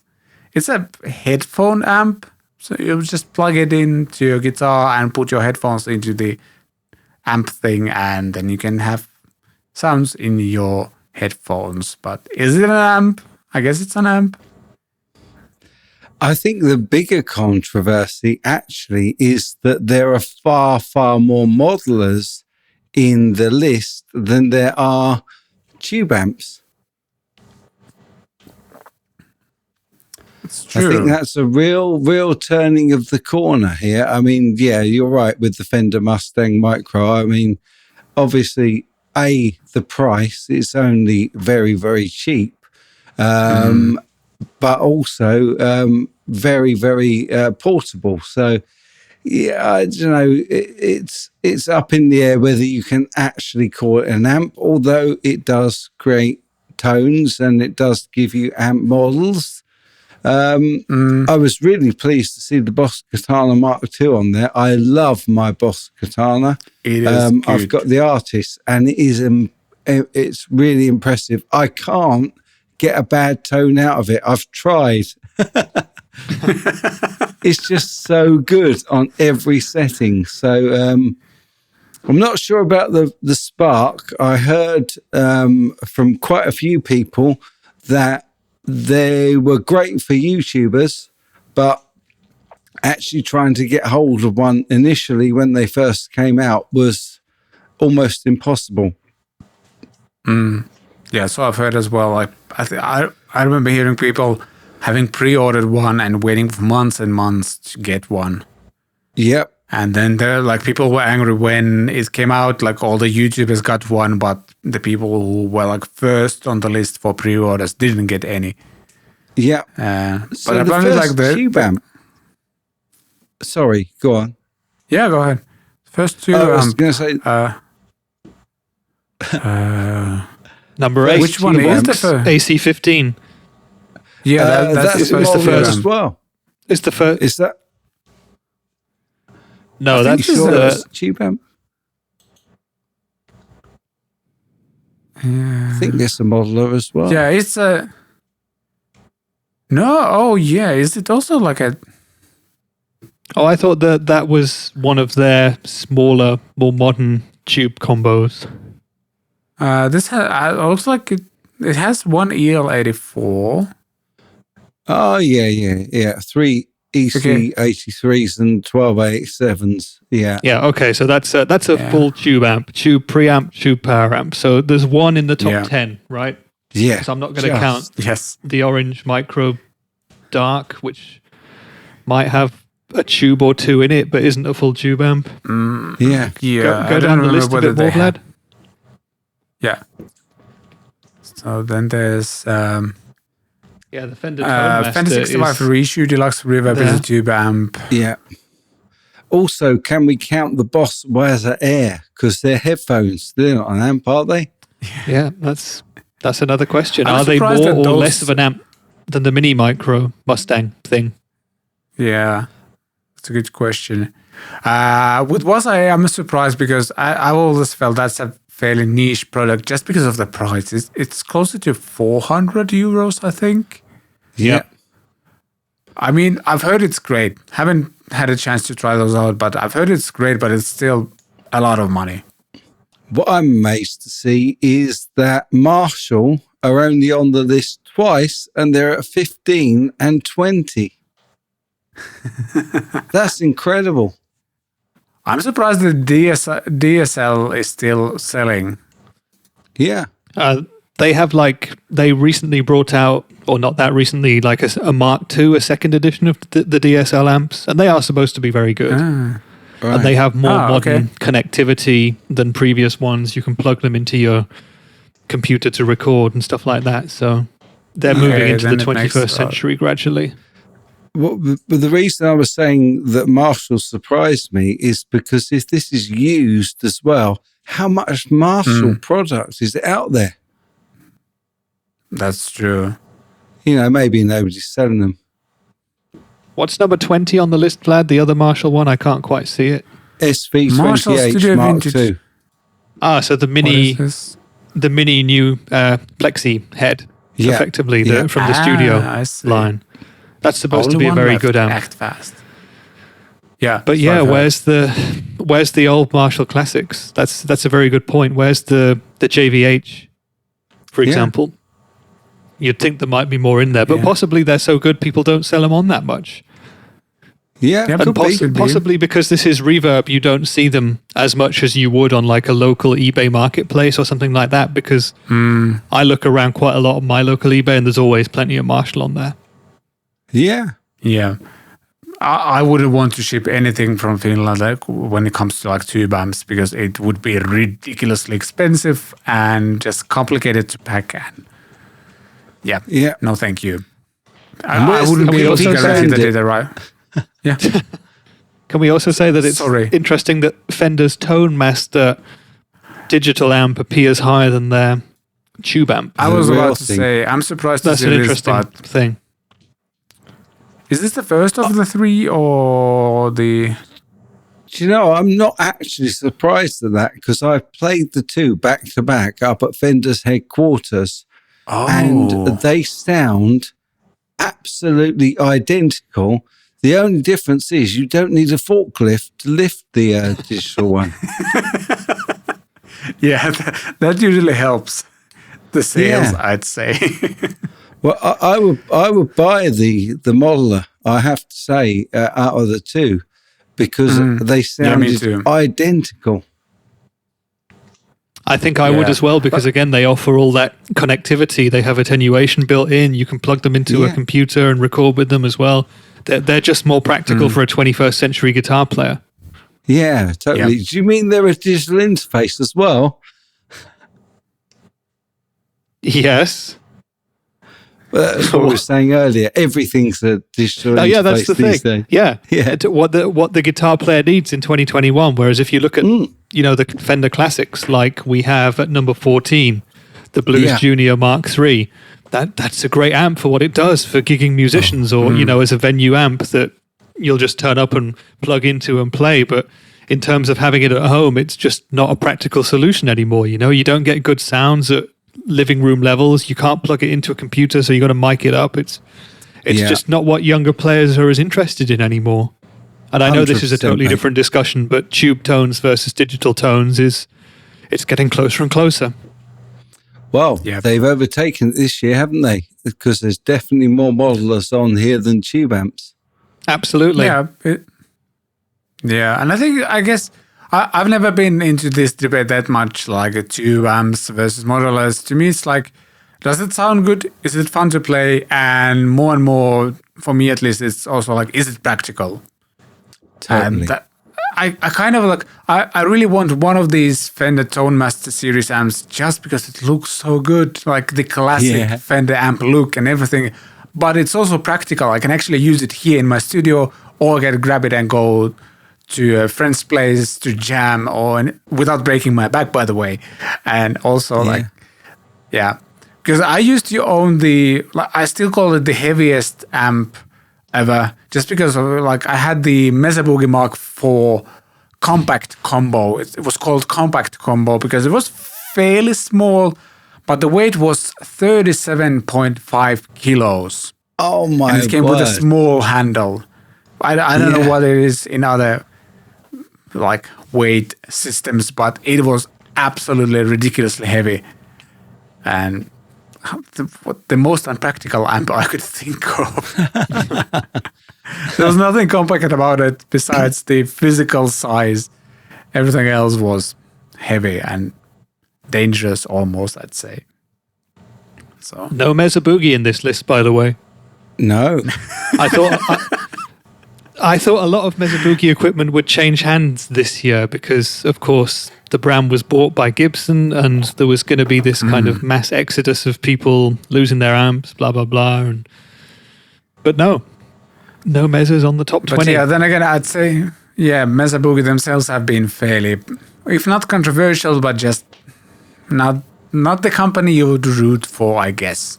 So I don't think, if that has been the exodus has been happening, it has been like a steady one instead of okay, now they're owned by Gibson, we're done. Type of thing. So interesting I'm list. with you on that. Yeah, very interesting list. I hope we get some sort of lists from other sources as well. I don't know, eBay or Sweetwater, for example, or Thomann, if they would release any of these types of lists. I don't know if they will, but I would love to see that because these are really interesting to dive into. We think these are the things that people are buying, but the reality could be something completely different. So, and again, this list is just one take from one outlet source, and it sometimes with some of these lists, it also includes stuff that's been on sale used. So Yeah. it's not. Have a either list of you to guys have either of you guys ever bought or sold anything on Reverb yourselves? It's a site that I've looked at before, but I've never actually used it. And I'm wondering if it's also much more of an American thing than a European thing right now. I'm not sure. Yeah. I'm a hoarder. I haven't sold anything ever. I want to say I've bought a thing or two on Reverb. I don't think I've sold anything just because the shipping from Finland is just stupidly expensive to other countries. It just doesn't make sense. I'd rather wait for a while and try to sell something here in Finland than try to ship anything abroad. So, but I have bought a thing or two. I'm trying to remember what I've bought, but yeah, can't remember right now. But anyway, I have. So, yeah, interesting list. But I think now would be time to dive into something that we need the amps and pedals and everything to create too, and that is music, and more specifically, Mike's pick for albums of our lives.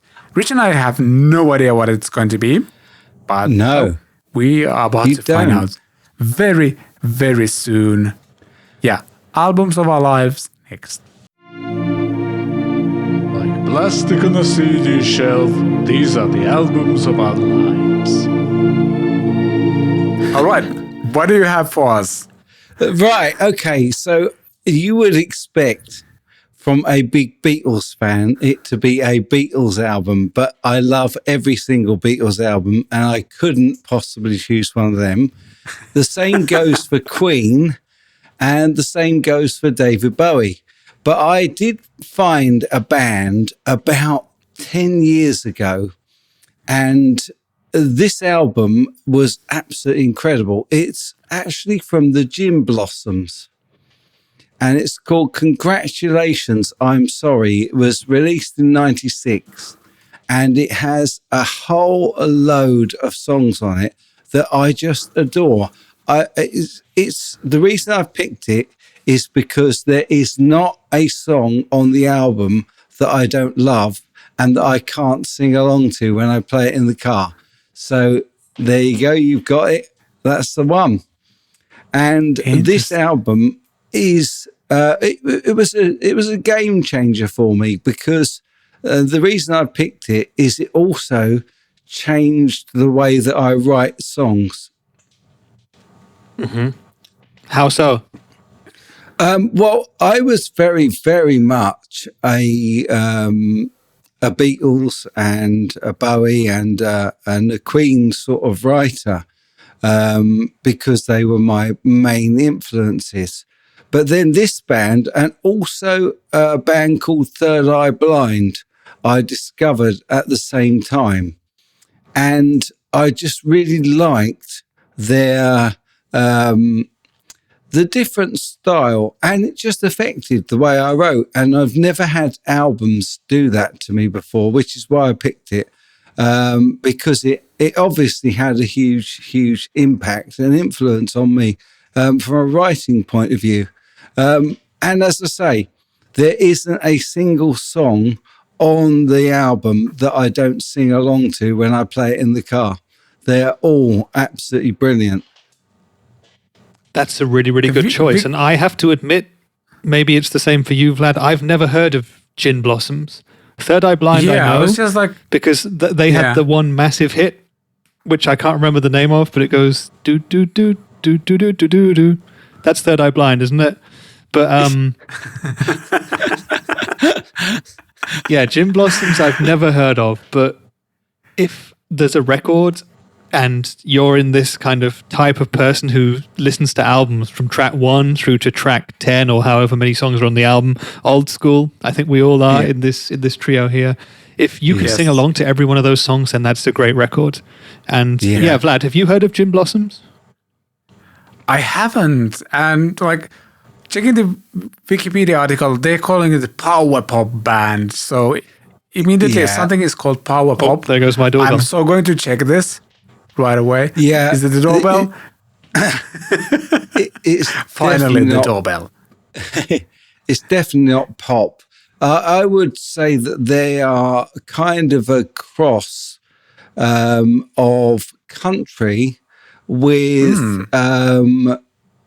sort of, I don't know, the more grungy type.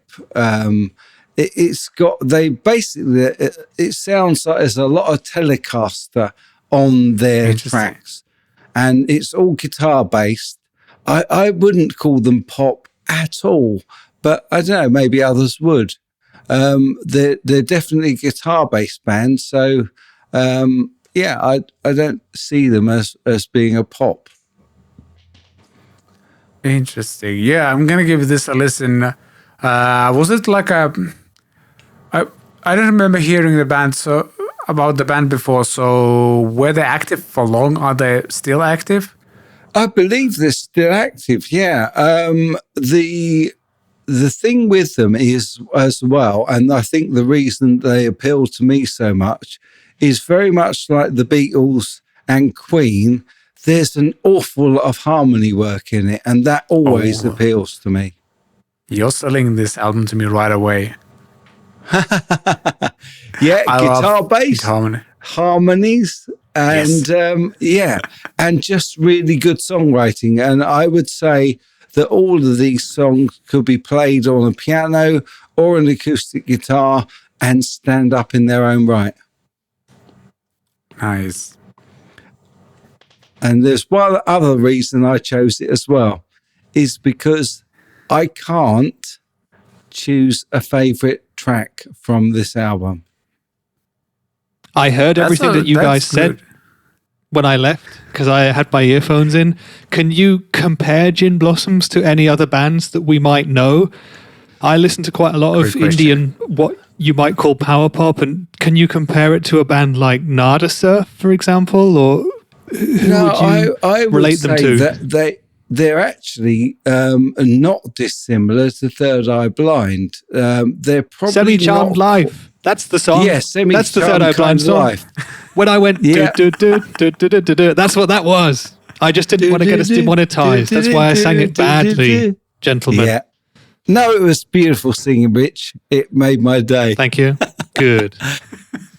Yeah, I did sort of kind of liken them to a mix of country and sort of alternate rock. For me, they're not pop. They're far more country than pop. But even then, that is a very, very minor influence, and it's only because they've got the telly-style twang that I love on there. And so, yeah, I think it's really, really tricky to pigeonhole them or give you a very definitive. You've got to listen to it. I guarantee you'll message me back and you'll say, "Wow, what an album! What an album!" I'm going to listen to that album today. Yeah, the most famous song on it is probably "Follow You Down," but again, there's not a single track on it that I would pick out as my favourite. Till I Hear It From You is also an awesome track, and As Long As It Matters, those three are probably the singles, I would imagine. I don't know, singles were Follow You Down, Day Job, As Long As It Matters, and Not Only Numb. So yeah, I can't pick a favourite song, and I think that's a real good sign of a great album and a great band, because I was the same with the Beatles. Although there were some standout numbers from the Beatles on most of their albums, well, with the exception of, what was that, something 9 that John Lennon wrote? Revolution Number 9. Revolution Number 9. The only Beatles song I didn't like. You should check the Simpsons parody of that song. That's much, much better. I'll check that out, man. Yeah, that's very, very funny. But yeah, thank you for suggesting this album. And opening our eyes up to a new band, because Gin Blossoms for me and Vlad is something new. And I can already tell from just looking at that Wikipedia page that Vlad's got up on screen that I'm probably going to like this record very much. I also just Googled them and saw that the guitar players both have Telecasters in their hands in every picture I've seen. So that's another plus point for me. So Gin Blossoms, that's going to be my listening for this afternoon when I go for my little walk around the block that I have to do every day at the moment. Awesome. I hope you enjoy it. Let me know what you think. I'd be really I will, interested for sure. hear. Awesome, man. Awesome. Yeah, thank you. I'm also going to check this out. Like, I'll be doing some other stuff later this afternoon, and this sounds exactly like the kind of stuff I will want to listen to. So yeah, I love this segment because I'm getting introduced to so many new artists and bands that I've never heard of. There you go. This is always fun. Yeah, and since we've been doing this segment, Vlad, on the show, and up until and including the one with Mike now, I've never listened to so much music. It's really, because we started doing this, Mike, about 6 or 8 weeks ago, maybe. So we've each selected 3 or 4 records, and it's not necessarily the best records ever, but stuff that's influenced us over our lives. And it's made me go back and listen to a lot of old things that I listened to when I was a kid or an adolescent as well. And it's just, especially during pandemic times like what we're living through right now, it's just a great thing to do. And music is such a diary of our lives. You know, you can hear a song for the first time in 20 years and go back to where you were when you first heard it and relive those memories. So that's great. And today I start that new diary with Gin Blossoms, so I'm excited to do that. Awesome. Yeah, it's a great idea. Awesome. I love the idea. Really good idea. Yeah. You know what's also a good idea? Let's answer a few of questions and comments we've had on the show. Jumping there. I like it. Next. Questions and comments. Question number 1, or comment number 1, comes from Dead Driver. Love the nickname on the show.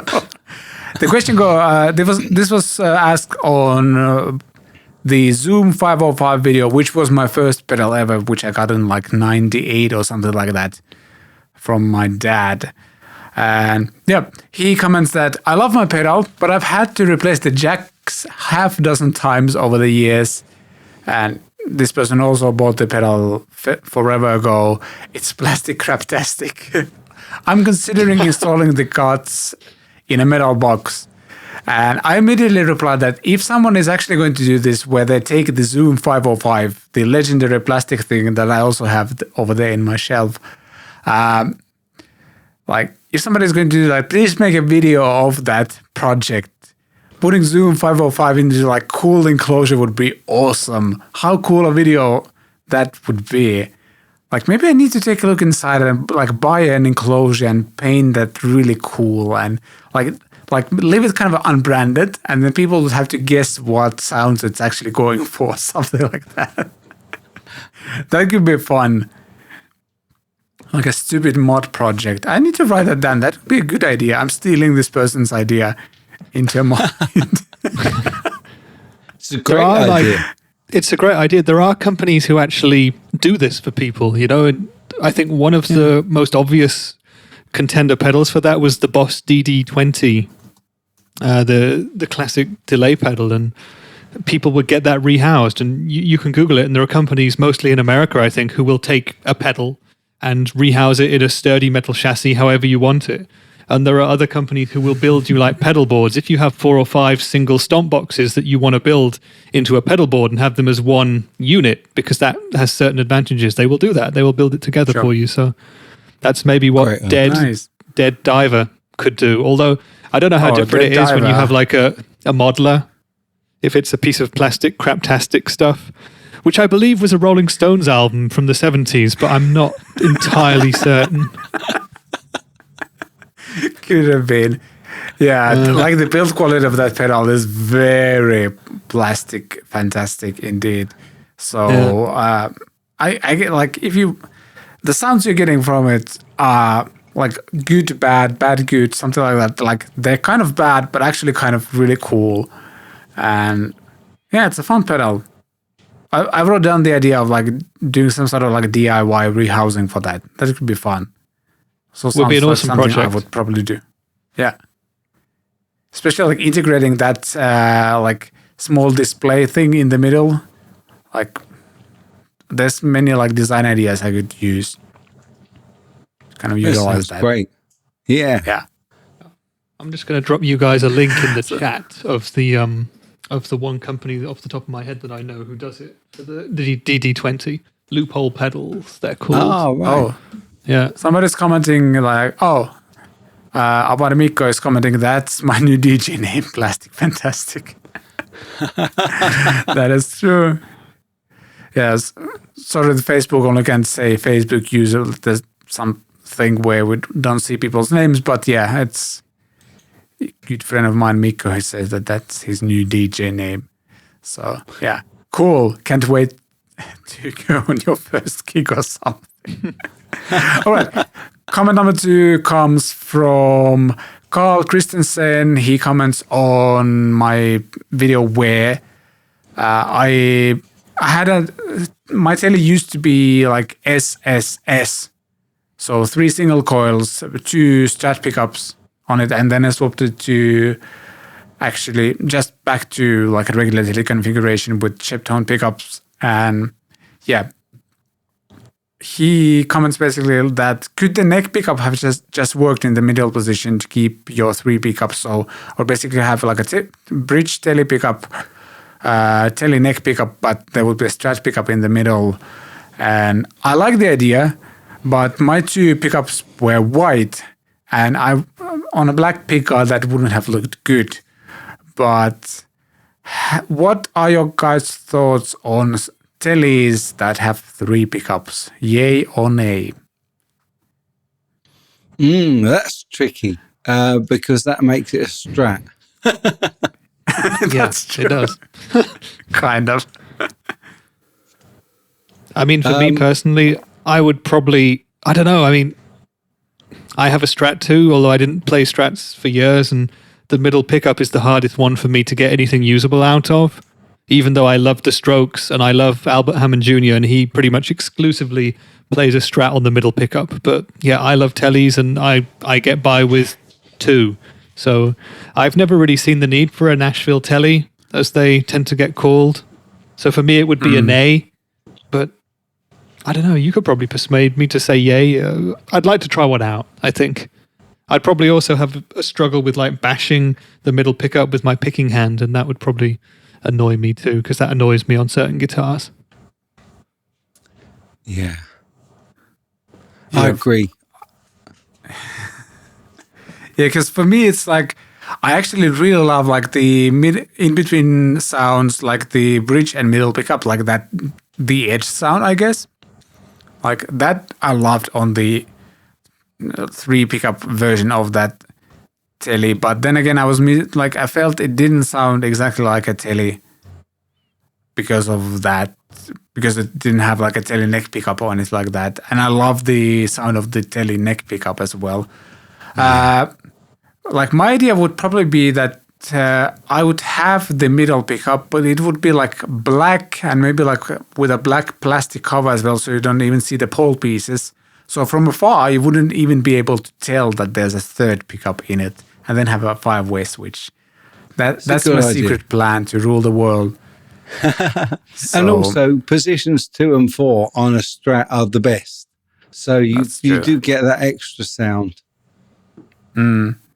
Yeah. I mean, it won't sound exactly like Strat because of the bridge construction, because it's very different on a telly on a Strat, and like that metal block inside of the Strat is part of the sound. Yeah. But it would get you in the ballpark at least. Yeah. Yeah. I think just to go back to Carl's question exactly, I think what he is also asking there is, could he put the neck pickup of his telly into the middle position and have it in the middle and then install a separate neck pickup afterwards? Would a neck pickup work if it was in the middle position? I don't really know. I assume it would. Yeah. That's a great question. Yeah. It would. The neck pickups tend to be slightly less powerful because of the movement of the strings is much greater because obviously you're further away from the bridge, so your momentum of the strings is higher. But if you raised it up enough, to the strings, it should pick up as well, because all pickups are very, very similar in their construction. You just generally have a lower output where you've got more magnetic movement. Yeah. Yeah, so the answer is yes. Yeah. Put that in the... Yeah, exactly. Let's jump to the third question. And this is from last week's show.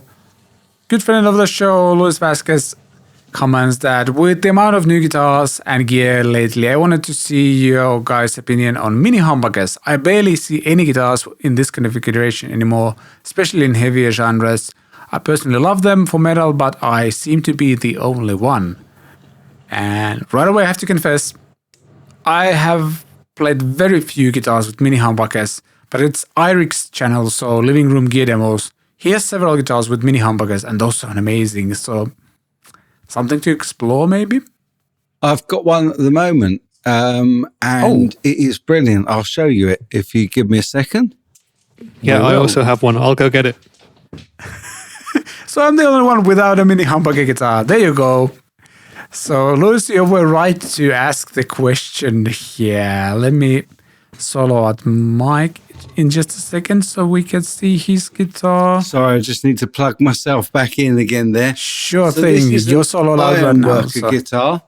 And as you can see, that's cool. Mini humbucker here. These are Ori Pure pickups. And I hadn't heard them before I tried this guitar out. It's my latest video, actually. But this neck pickup is absolutely gorgeous. And of course, the one advantage is that you can tap them. So you can get the single coil and the humbucking sound from it. But I absolutely love this guitar. And this neck pickup is, I think it's 10.4 as opposed to 14K on the bridge pickup. But it's very, very nicely balanced and it's got great tone. So there you go. That guitar looks lovely, by the way. It looks great. It's beautiful. For those who are listening, Mike is showing like this Telecaster style guitar with a bridge humbucker and a mini humbucker in the neck. And that guitar looks beautiful. Yeah, it's really nice. But what's I the brand am of that working guitar guitars. I'll go and pop it down again. All right, Rich, what do you have?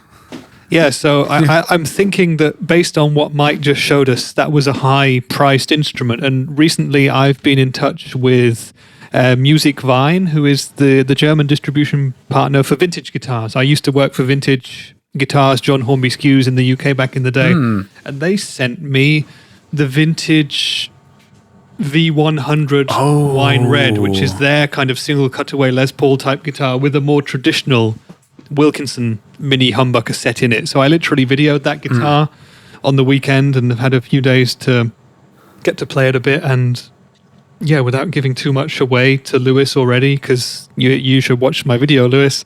This guitar is very, very fun. And these mini humbuckers, they seem to live halfway between traditional humbuckers and traditional single coils. They're fatter than a single coil. You won't get 100% of the twang of a Tele or something, or the glassiness of a Strat, but they sound like a thicker version of that. And they don't have the hum as you turn up the gain either.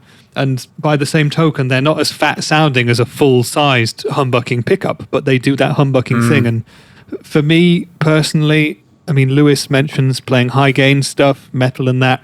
I don't really metal. I dabble. I try and get there a little bit, and I have done a little bit of that for the video that I'm going to do with this guitar. But I would say it's probably going to be a case of if you want to exclusively do metal and heavy stuff, you would go for a full-size humbucker over one of these probably.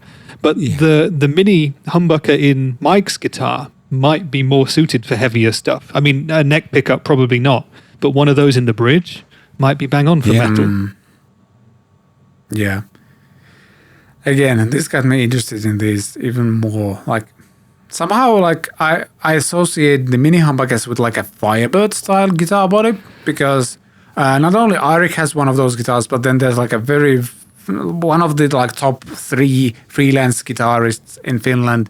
he plays on like half of the TV shows where they need a guitar player. He uses his it's not a Gibson Firebird, but what is Fano? I think Eirik has a Fano one. Fano, yeah, that's what Eirik has. Yeah. Wait, is Eirik one of Finland's top 3 freelance guitar players? No, that's not okay. what I meant. I think I can distinguish the two people, but yeah, that guy also plays the similar kind of Fano with mini humbuckers, and it always sounds amazing.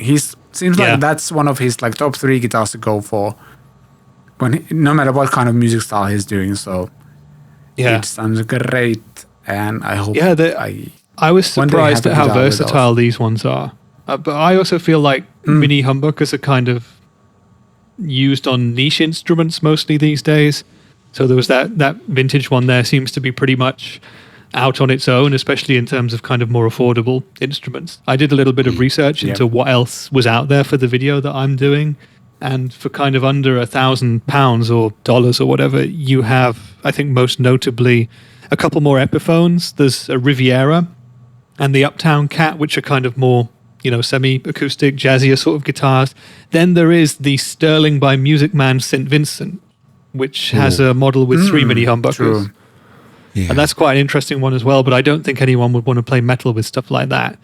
And apart from that, at affordable price points, you've got a couple of D'Angelicos and a Gretsch Electromatic or 2, and there's a couple of Ibanez semi-acoustic ones. There's a George Benson signature model, and there's another Artcore one, both of which have mini hums. And I don't think any of those guitars you would really want to play super high gain stuff with. And I think the most famous guitar with mini humbuckers, apart from the Firebird, would be the Les Paul Deluxes from the late 60s, the 70s, and the 80s. Those super heavy, in terms of weight, instruments, some of which have beautiful sparkle finishes. But apart from that, there's not a lot out there. I think the world needs a bit more mini humbucker love. So I'm with Lewis on that one. I totally agree. Yeah. Thank you for the questions and comments. I don't know. It was a mix of both, I guess. And yeah, before we wrap up, something for the weekend, which is called the Weekend Watch. It just makes sense. Let's dive in there next. Watch it. Video. It's not like you have anything else to do. As I mentioned in the intro, Weekend Watch is by Produce Like a Pro, aka Warren Hewitt, and he has his FAQ Fridays thing, and we're quoting his last Fridays thing on a show that comes out on Fridays and also has a Friday in the title. So many Fridays.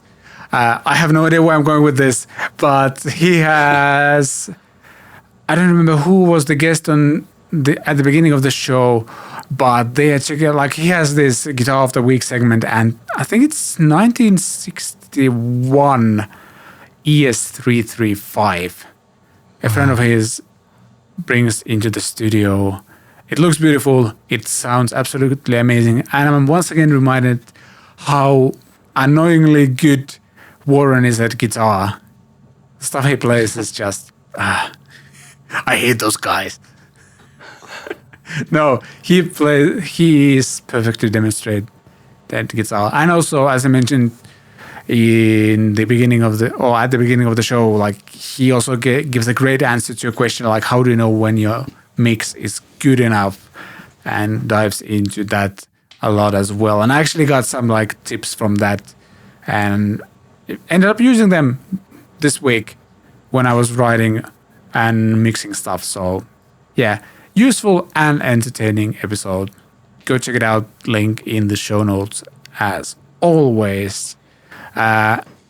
Is ES335 for either of you guys, is it like something that you absolutely love, something you don't have opinion on, or something that you don't like?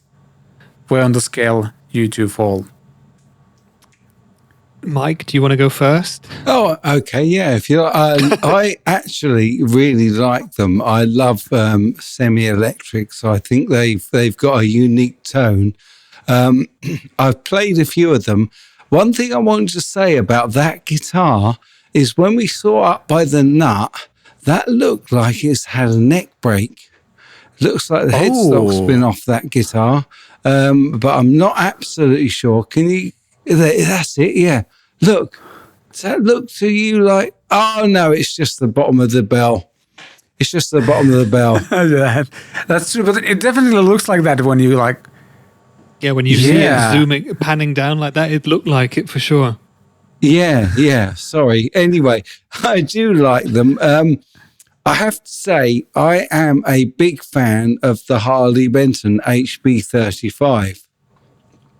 Reason being is for about 150 quid, you get almost exactly the same tone. And I know that the 335's been around for decades and it is an absolutely stunning guitar. And one of the reasons I like it is because one of my guitar heroes, Gary Moore, was a big 335 fan. But I have to say, if you want it on the cheap, grab yourself a Harley Benton HB35 because they are, in my opinion, almost up to the same standard. Yeah, I mean, I can only second that statement. I can only second how good the HB35 is. Just noticing the pickups on the guitar that they have there, the neck pickup is on backwards. So is that been done to do a Gary Moore out of phase thing, Mike, do you think? Or is that just how this guitar individually has been set up? Is it on backwards? I'm not sure. Look at the pole pieces. They're closer to the bridge on the neck pickup. Oh, you're right. Yes, they're the same way around as on the bridge pickup. Sorry, my eyesight is nowhere near what it used to be. Yeah, I see. Yeah, the pole pieces are away from the neck. Yeah, could be that's what he's done. Is that was a Gary Moore thing with his Les Paul? Yeah. You take a look at my guitar, like the pole pieces are like outwards, I guess, from the middle of the neck. Yeah, I can see that, bro. I just couldn't see it on the smaller picture. Yeah, but Gary Moore's famous Les Paul, what was it called? Yes. Greenie? Which was the Green, Peter Green Les Paul, which of course exactly did have the pole pieces turned around. In fact, I did a video a few years back of doing exactly the same thing to a Chinese fake. And you get that kind of quacky tone that Peter Green used for, my brain. I can't remember the track, but absolutely that is the way to do it. Although what happened with that guitar when it went to a luthier in New York is the pickup was taken apart because the pickup was actually failing. And because it was a 59, they wanted to keep everything original. So the pickup was completely taken apart. And what happened, they accidentally put the magnet in back to front. So strangely enough, by putting the pickup in the wrong way round, it should have brought it back to being almost the same. That was why the pickup was put in the wrong way round. But it actually created this very, very different quack. If you can imagine when you got two pickups together and the strings rotate and vibrate around them, they cause the magnet to output in the opposite direction. So what you actually had was if you put the pickup in the right way round, it would have been going like that. But by putting the pickup the other way round, they were still going like that, but the sound was completely different. Very, very interesting. That is really fascinating, yeah. For a bonus point, can either of you name who owns that famous Greenie Les Paul these days? Okay, yeah. Kurt Hammett. Mike wins. Cool. I was waiting for him to end the question. Yeah, but okay, yeah, to go back to the question about 335 type guitars, I second Mike's view on the Harley Benton HB35 Plus. It's a fantastic guitar, really, really playable, really, really fun. And I've had experiences recently of playing my boss in my day job, Thomas Blug's 64 or 65 335, which looks pretty much identical to the one that Warren is playing in this video here. And that is an amazing guitar, and it oozes with mojo and character. But I find it really hard to play. So that's the issue there. I personally love 335 type guitars. I love the vibe, and I'm a big indie rock person, and there have been bands that are very influential to me, like Mando Diao, for example, who have made good use of those instruments, and so I really like them. I don't have a problem with the big bodies. I just need to find one which works for me. The HB35 Plus worked for me for some reason, so that was very cool. I like them a lot, and I know you do, Vlad, as well, because of course you built one. Sure, though it's not 335 in a sense, like, because mine is like a Les Paul and 335 hybrid. It's like a mahogany body, it's a maple top, the center block, so it's not like fully hollow. And I think just the construction and the construction materials are different enough that it's not exactly the same sound. It's like a semi-hollow Les Paul more than maybe a 335. But then again, like, I love the looks and the idea and the sounds other people are getting out of 335. I just haven't really ever taken the time to go and try some of those out and find out whether it's the guitar for me. Looks-wise, especially like the black one Eirik has, it's like a dream guitar, like looks-wise, but I still don't know if I actually like it when I would play it. But one of these days, it's like it's a bucket list item for me, I'd say. Yeah. Do you remember when we went to Guitar Point near Frankfurt in 2019? That's this amazing used guitar shop where they sell loads of vintage stuff, Mike. And they had a wall full of amazing 335s from the 60s and 70s. And they were mostly about 20,000 euros, if I recall off the top of my head. But that's a bucket list sort of instrument for me too, if I ever come into that kind of money. But, you know, for 250 euros with the HB35 Plus, you can get however many % of the way there, you know? Yeah, if it's more than 50, then it's worth the money already, I'd say. So yeah, it's more than 50. I would say that no problem. 90. Yeah, I would say it's about 90% of the way there, you know? It's it's amazing what they can do. It's diminishing returns, isn't it, once you get past a certain price point for absolutely. For what you're getting, Yeah. And also with Gibson, you're definitely paying for the name a little bit. Oh, yeah. Absolutely, yeah. And I guess in a way they've earned it, I guess. Because whether you like Gibson and what they've done over the past few years, they are one of the two most legendary guitar manufacturers in the world, and for good reason as well. So, there's that. But that wraps up this week's CatPick Fridays. We went for long, over 2 hours. Well done, us. Well, I'm going to say I realized that it's because we had an amazing guest. Oh, he had a lot of very interesting bits of information for us. I've learnt a lot today, and I've got new music to listen to, so I can't complain at all. It's been a pleasure to have you on, Mike, so thank you very much. Oh, thank you so much. It's been an absolute joy to see both of you again. Very, very, very fun to be here. Thank you so much, and love you both. Something like that. Yeah, we'll send kisses through the internet. Exactly. And obviously there's links to Mike's channel in the show notes as well. That's something you should assume, and they'll be there. I have no idea where I'm going with this point because it's been 2 hours of guitar chat and my brain is saying that it's lunchtime at this point. Yes, exactly. But thank you so much for watching, listening, subscribing, liking, all of those things. As I mentioned, a great way to support what we do is to either get the songwriting course or there's affiliate links to Thomann Store and the special Harley Benton deals as well. So be sure to check those out. Rich's channel, Mike's channel, all of the goodies are there. So the articles, videos, trailers, everything else. And have a great weekend. And as we do here, bye podcast. Bye podcast. Say it, Mike. Bye. Bye. Cheers, guys.